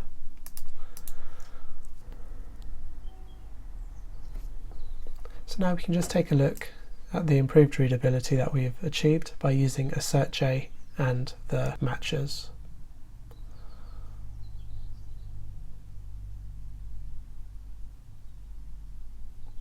So that summarizes this video on how to use matches to improve the readability with the AssertJ library. In my next video, I'm going to look at how we can create custom matches to replace perhaps some of the other assertions that we have to improve the readability one step further. In this video, we're going to take a look at how we can create a custom matcher, and the example we have here is where we're using .hasName with the assert that assertion. A custom matcher can help us to improve the readability for our unit tests a step beyond the regular matches that come with the AssertJ package. In my previous video, we took a look at using assert that to improve the readability of our unit tests beyond the typical JUnit assertions. So this is kind of the second step to improving the readability with the custom matches. So before we begin creating our custom matcher, I just want to point out that I've created a couple packages here called statistics, and that's what I've added from the previous video, which is where I've taken our player and player statistics class and put them in their own little package. The reason for this will be explained a little bit later on when we actually come to writing the custom matcher, but essentially it just helps us to improve the readability. So the first step towards creating our custom matcher is going to be to create our own class that will store that custom matcher. So I've created a class here called playerAssert within the test statistics package. I'm just going to open this up here. And within this class is where we're going to define how our matcher is going to be created, and then we're going to be using that matcher within the actual test class itself. So with our player assert class, the first thing we're going to do is extend the abstract assert class, passing in the player assert and player as generics. So the first generic will simply be the class itself, and then the second generic is the class that this player assert class will be used for testing. The class will require us to override the abstract constructor. So by extending the abstract assert class, our player assert class will have access to all of the methods and variables within abstract assert. So I can do a search upon abstract assert, and we can see some of the methods which we'll have access to, such as is equal to, is not equal to, is not null. If we scroll up, we can see some of the other methods, such as fail with actual, expected, and message, and also fail with message and failure. These are all methods that we'll be using within our custom matcher, and it will help us to build our own logic behind the assertion that is being created. So before we begin creating our custom matcher, I'm just going to create the unit test that we'll be refactoring with our custom matcher. So we'll be using the AssertJ assert that assertion to ensure that the constructor of the player class is correctly assigning the name of the player. So if we look in the player class, we have this constructor which takes in the name and age, then it assigns that name, and then we'll be using the getter of the name to assert upon that.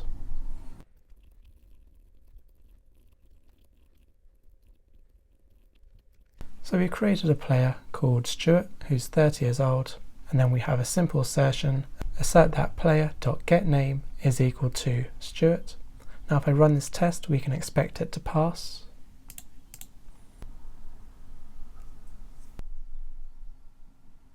So when it comes to creating our custom matcher, the first part of the custom matcher that we will want to recreate is this assert that statement. And the assert that statement we'll be creating will be returning an instance of our player assert, because once that has happened, we can then create our custom matcher, which is a method call within the player assert class that we will then use to create the logic. So the first part will be a static assert that method, which returns the player assert class. And as we can see here, we're passing in the string of getName. However, to make the assert that method a little bit more generic, we will just be passing in the player itself, and that way we can dive a little bit deeper down into the customization of the assertion to define exactly what type of object we would like to extract from the player to then be asserting upon. And as every assertion that we create with this player assert class will be starting with assert that, we can refactor this method to instead call the constructor of the superclass, so we can remove this overridden constructor for player assert. So if we take a look at the player assert class, we have this assert that static method, which will return an instance of the player assert class through the constructor, and that essentially returns an instance of this extension of the abstract assert class. So what we're now ready to do is to create that custom assertion that we can use after we've used this assert that static method from the player assert class. So when it comes to creating our custom matcher, the first point we want to do is return the player assert class from the method. And the reason we're doing that is because the player assert class that extends the abstract assert class will essentially cause our method to either pass or to fail. Next, we will call our custom matcher a name, and typically that name will be what we're calling here. So for our case, it would be hasName. I think that would follow the readability of this test quite nicely. And then the method will be taking in a string of what we expect the actual class to be returning. So within our custom matcher, the first check we want to do is to make sure that the argument that is passed in is not null. So we can actually use one of the methods from the abstract assert class to assert upon that. So that way, if the expected name that is passed in is null, the test will automatically fail with a null pointer exception. The next part of our custom matcher will be the logical part of our test. So this is where we're checking the expected name being equal to the actual object's name. That way we can then pass or fail the test. So this keyword of actual is part of the abstract assert class once again, and it represents the actual object which we're going to be testing. And because we're using the player generic up here, we know that this actual value will be of a player instance. So in this if statement, we will be checking if the actual get name is equal to this expected name. And if this if statement is true, then our test will fail. Otherwise it will be passing, and we can return the play assert instance itself. So if our test is failing, then what we want to do is throw a fail message that is quite descriptive, and that allows our user to understand why the test has failed. So to cause the test to fail with a certain message, we can use the fail with message method from the abstract assert class, and we can override it to provide our own custom message.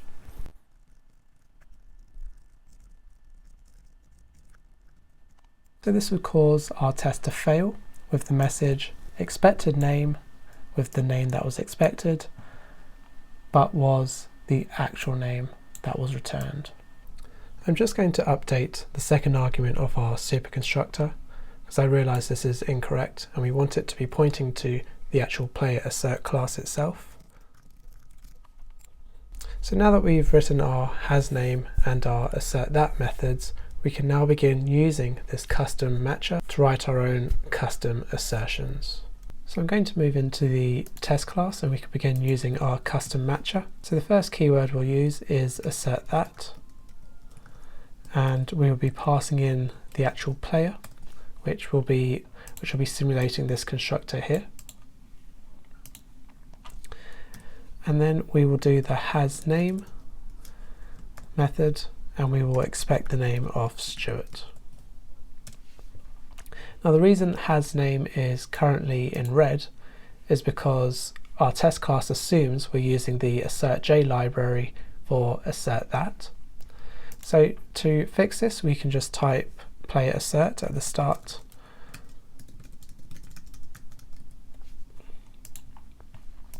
And now we've solved that compile error because it knows it's using the assertThat method from the player assert class. Still looks a little bit messy. Ideally we can remove this player assert line here. So we can do that by importing this assertThat method from the player assert class in the import statements at the top here. And this is coming back to the purpose of having this statistics package, because with the package name we can now import the static method. If the player assert class wasn't stored within a package, we wouldn't be able to import it into our test class itself.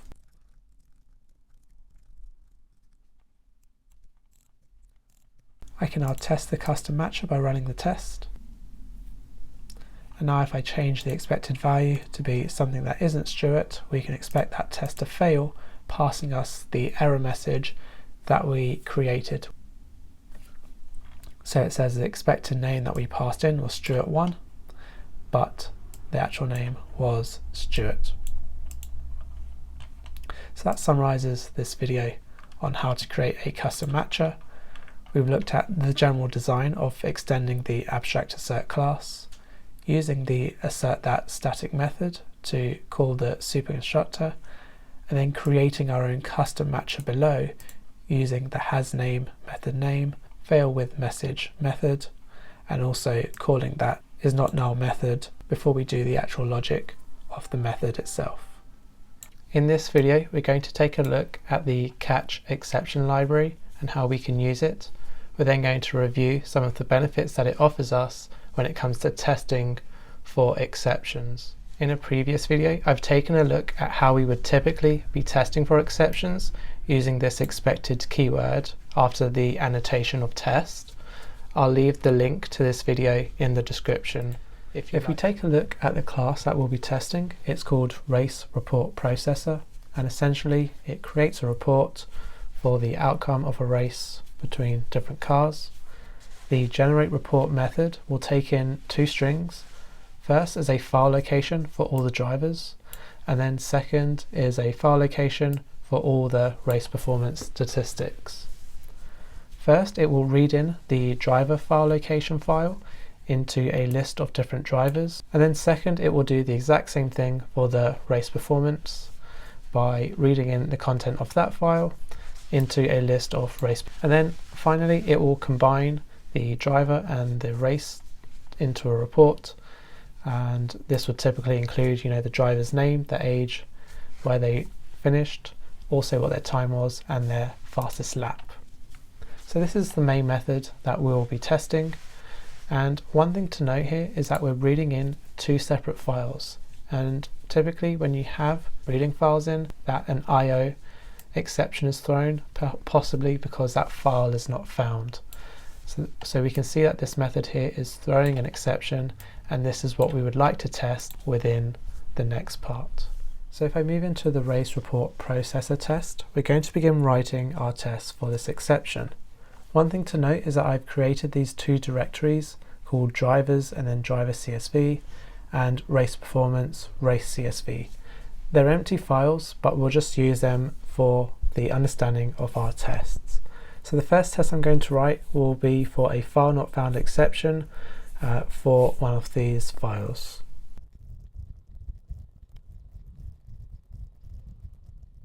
So I've instantiated a race report processor.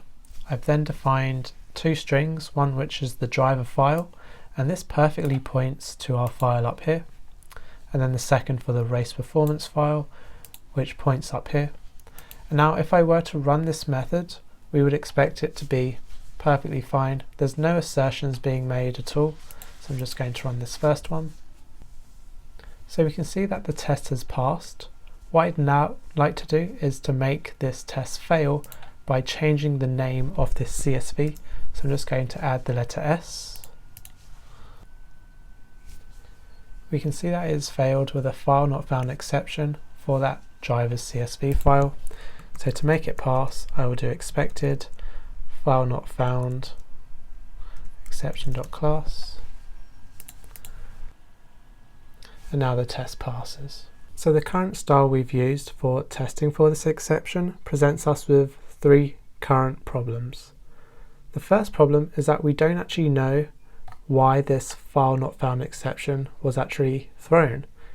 It could be from that first file that we're reading in, or it could be from the second file. The second problem is that once that exception is thrown, the test is ended. So we can't actually assert upon any other behaviors or verify any other behaviors from our method call. And finally, the appearance of our test doesn't really follow that same given, when, then structure that we're used to seeing with a unit test. And these three problems are what we're going to try resolve with the catch exception package from Google Codes. So to begin with the catch exception package, you'll have to ensure that it's installed within your application. So if I go to my pom.xml file, I can see the dependency for it, which I've taken from the Maven repository website. If I move back into the test class, we're now going to begin refactoring our test to make use of the catch exception package. So the first keyword we use with the catch exception package is actually called catch exception. And the first argument that the catch exception keyword takes in is the class that we will be calling to throw the actual exception. So for our case, it's report processor.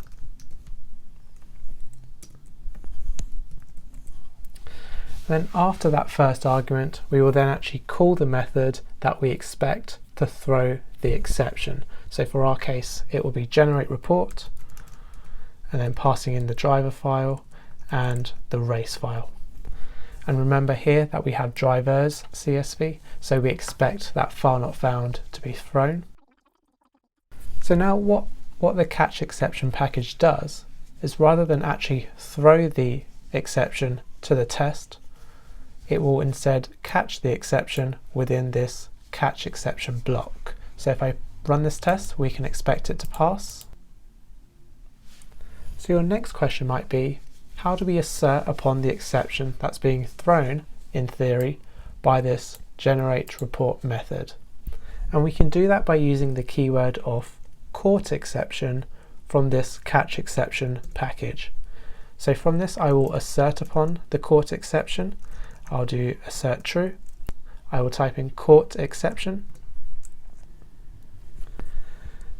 And what I can assert upon our caught exception is what instance type that it is. So I can type instance of and then file not found exception, and that will be our first assertion.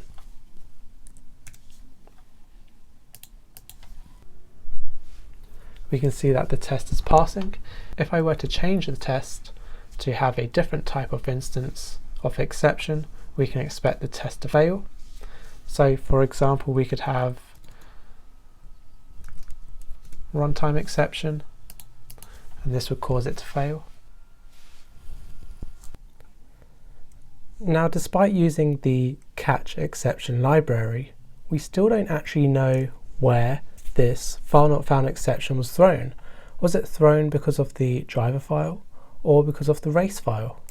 A further benefit to using the catch exception is that we can also assert upon the actual message that is being returned. So by asserting upon the message, we can be perfectly clear that it is exactly this file that is not being found from the method of generate report that we're calling from the report processor. So I'll be using an assert equals message to assert upon the actual message being thrown from our exception.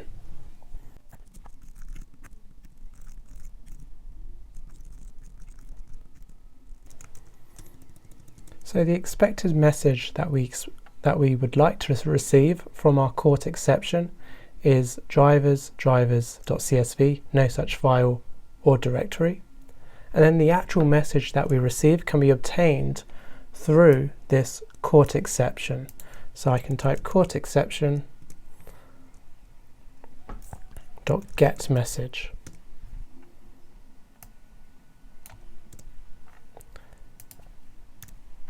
And now if I run the test, I can expect it to pass. And we can see that the test is passing. If we, however, expected the race file to be causing the file not found exception, we can replace that message. And as it is actually the drivers file which is causing the exception, we can now expect this test to fail. And it's failed because we expected the race performance, race CSV, to be the file not found. However, it was actually the drivers CSV file that caused the file not found exception. The last thing I'm going to do is just clean up this method very slightly so we have that same given, when, then sort of style to our test method. So given the report processor and given the driver file name and the race file name, when we generate the report, we would like to assert that the exception thrown is file not found exception, and also that the message is drivers CSV, no such file or directory.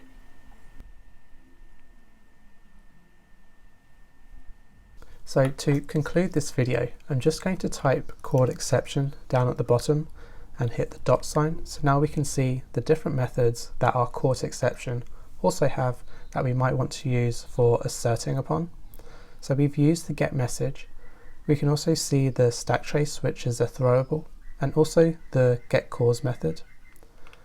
We can also print the stack trace using a print stream or a print writer. So these are methods that you might want to explore further with the catch exception package. One final proposal I'd like to make is also using mocked and spy objects. Because our exception doesn't cause the entire test to stop, one nice extra piece of information we might want to assert upon is also the method calls being made within our first method call. So given that the file exception has been thrown, we could maybe assert that other methods have not been called, or they have been called, just to make sure that, with this file not found exception being thrown, maybe our report is definitely not generated. So if we move back into the race report processor, we might want to assert upon this method here, the combine driver and race to report method is not being called at all. So that summarizes this video on the catch exception library. We've been able to review some of the benefits that it brings us, such as stopping our test method from completely ending once that exception is being thrown. And the benefit here is that we can then begin asserting upon the exception being thrown in a little bit more detail, such as using the get message. And it also allows us to assert upon the actual method behavior that has also been run from the tested method. In this video, we're going to look at the different ways that you can test the input parameters of our methods. And by doing so, it will also allow you to think about how robust your methods are to handling various values and situations that they might face from their input parameters. So if we take a look at the class that we'll be testing, it's called calculator, and it just has a single method called square integer. That method takes in an integer called I, and then it simply returns I multiplied by I as an integer for itself. So it's quite a simple method. It just does one simple task, and you might want to think about to what extent are we actually going to be testing this method. For example, we know that if we pass in the value of 3, we would get the value of 9 out from it. The same goes for, say, the value of 10. We would expect it to be returning 100. But where do we draw the line in terms of testing this method thoroughly enough and going too far? So I'm going to move into our test class, and this is where we're going to begin discussing the different kind of groups of values that we can test to ensure that our method is robust. So there are 3 different groups of data that we can pass in to our method, and the first is called the expected values, and this is typically like a happy path for our method.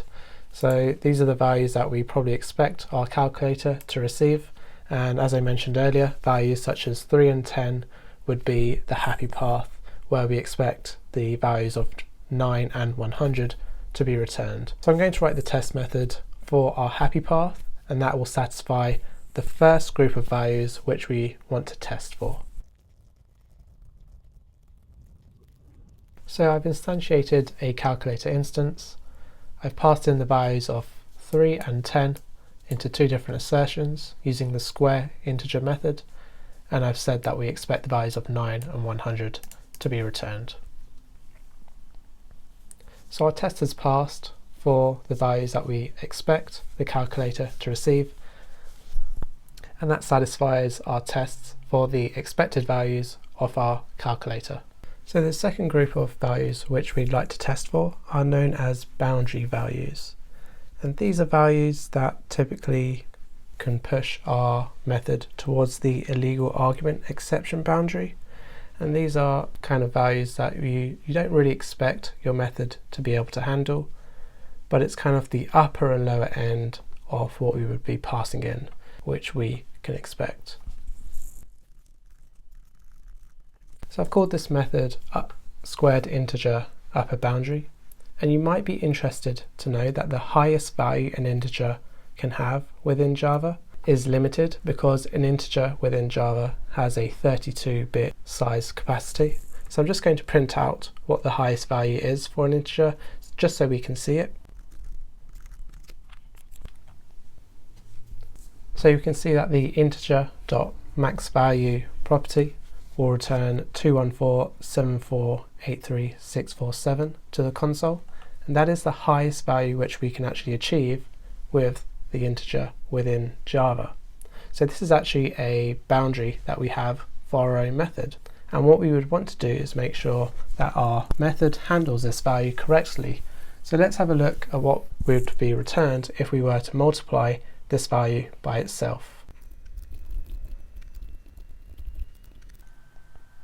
So if we square the value of integer.maxValue by itself, we actually receive the value of 1. And that's because when you add 1 to the integer.maxValue, it goes all the way round back to the integer.minValue, which is that same 2487 value but negative. So what we want to do is change our method slightly to handle this value, and perhaps to throw a runtime exception if the value that we're passing in is a little bit too high. So I'm going to move into the calculator class, and I'm going to create a new method which will verify the argument that we're passing in. So I'm going to do I equals verify squared argument. And then I'm going to create that method below. And if we were to square root the integer.max value, we would get 46340. So really what we want to do is make sure that our value is less than 46340 and higher than negative 46340. Otherwise we can just throw an illegal argument exception, and that will handle the boundaries of our calculator square integer method.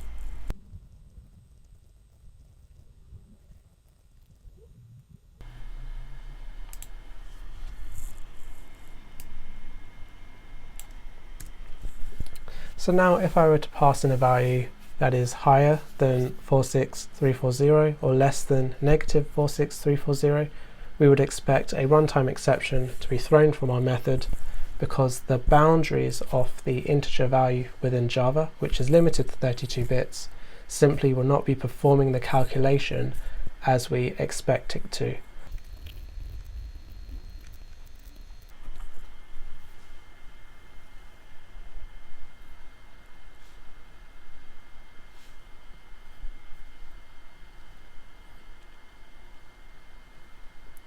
So one of the benefits from testing the boundaries of our parameters is that we actually learn a little bit more about how Java works.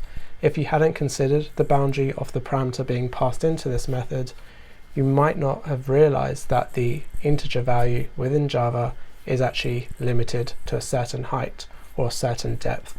We can then repeat this method for the min value, and I can also replace these values with values that are greater than or less than 46340. And that covers the second group of data called the boundary set that we would like to use for testing our method. So the final group of values that we'd like to test for are known as strange values. And these strange values are ones that we wouldn't immediately begin to think about for what our method might be receiving. So for example, if we're expecting positive values, it could be testing for negative values. And the same is vice versa. So if we're expecting negative values, it could be testing for positive values. We would also want to test for a null value being passed in, or an empty value if it's an optional. If we're expecting different kinds of data structures, such as sorted ones, we might want to be passing in unsorted collections. If we're reading in files, or we're using different kind of files, we might want to pass in kind of broken files, or files that can't be opened or don't contain all the information we expect. So for our calculator square integer method, we might consider the strange values to be negative values, a null value, or also a value that doesn't actually exist, such as the not a number value, which we can get by square rooting a negative number, for example. So the first strange value I'm going to test for will be the null value. So I'm just going to write the test out now. So I'd like the square integer method to handle the null value by returning the value of 0. So if I run the test, we can see that it's failing because we have a null pointer exception, and that comes from the line 10. So we can see that the null pointer is arising here. So what I'm going to do is change the verify squared argument method to handle that null pointer and to return 0 if the argument is null.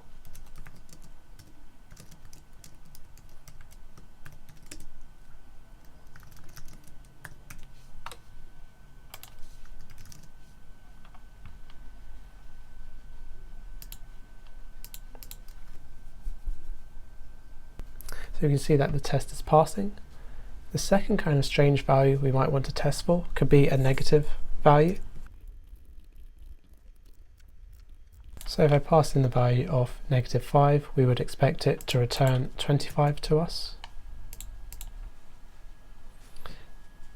And the square integer method already will handle the negative values, because when you square a negative value it still returns that positive value. And lastly, the final strange value I'd like to test for is not a number. So we can see not a number by system out, so the square root of any kind of negative number. So I'll do math.square root, and then I can pass in -5. So we can see not a number is print to the console. And what I would like is for the calculator.squareInteger method to throw an exception if not a number is passed in.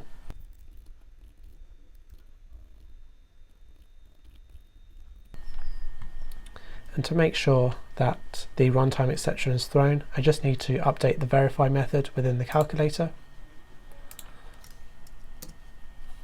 So we're going to be checking that I is equal to the double not a number.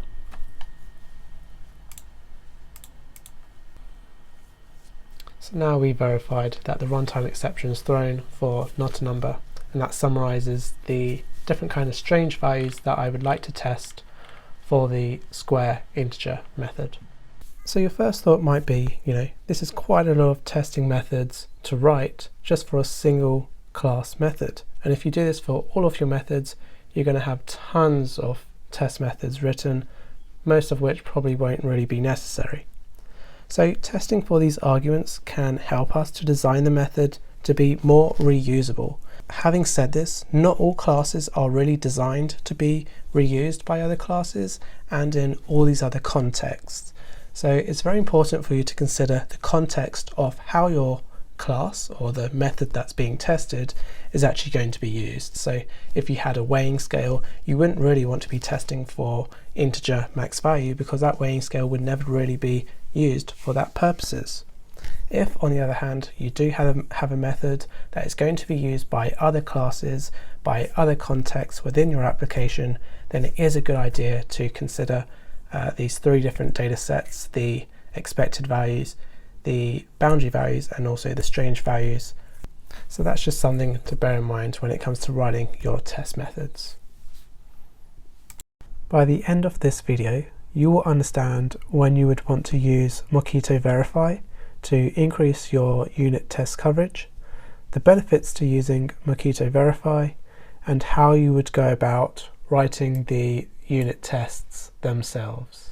So if we take a look at the class that we'll be testing, it's called Train Barriers, and the Train Barriers class is essentially acting as the entry to a train station, and it has just a single method called passenger entry that it takes in the passenger ID. So this would be like swiping your card to enter a train station.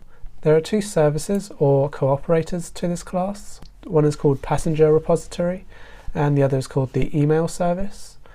So when this passenger entry method is called, the method will first call the register passenger on train method from the repository.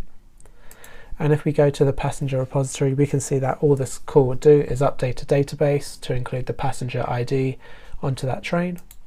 And then the second method call would be a notify passenger method call for the email service. And that would essentially send an email confirmation to that passenger to say that they've entered this train station or entered this train. So the current challenge that we face is from this passenger entry method, which is known as a managing method or a manager. So it doesn't actually do any work other than calling the two methods below. The second challenge is also that the passenger entry method doesn't actually return anything, so it returns void, so there's no outcome to calling this method which we can actually assert upon. So what we're trying to achieve with our tests is to actually test the indirect outputs of the method, and those indirect outputs are these two method calls that are made to the individual services. So I'm going to test this passenger entry method within the Train Barriers test class that I've created within the test Java directory. The test method will utilize one of the properties of a mocked class that enables us to assert upon the method calls that it makes. So we can therefore use our mocked classes and test upon the the method calls that have been used from it. So the first thing I'm going to do is create the mocked version of our passenger repository and the email service, and then I'm going to pass that into a real version of our train barriers class instance. So we've created our mocked version of the passenger repository class, and then the same for the email service, and then we've created a train barriers instance using both of those mocked classes using the constructor. What I can then do is call the passenger entry method on the train barriers instance, passing in just a random number for the passenger. So now that we've called this passenger entry method, passing in the value of 3, which is the passenger ID, we can expect our passenger entry method to call the register passenger on train method and the notify passenger method, passing in that same passenger ID each time. So this is where we would use the Mockito Verify assertion, which is where we can test upon our mocked classes to ensure that those exact same method calls have been made. So firstly, I will use the verify method, and with the verify method we would first pass in the mocked class that we will be testing. So the first one is the passenger repository mock, and then we would be specifying the exact method call that we would like to verify. So we would expect it to call the register passenger on train method, passing in that exact same passenger ID. And then the same would go for the email service mock, where we expect it to call the notify passenger, passing in that exact same passenger ID.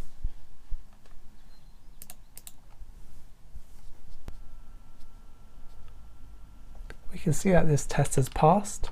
If I were to change one of these parameters, say to the number 2, we would expect that test to now fail because it's actually calling the passenger ID value of 3.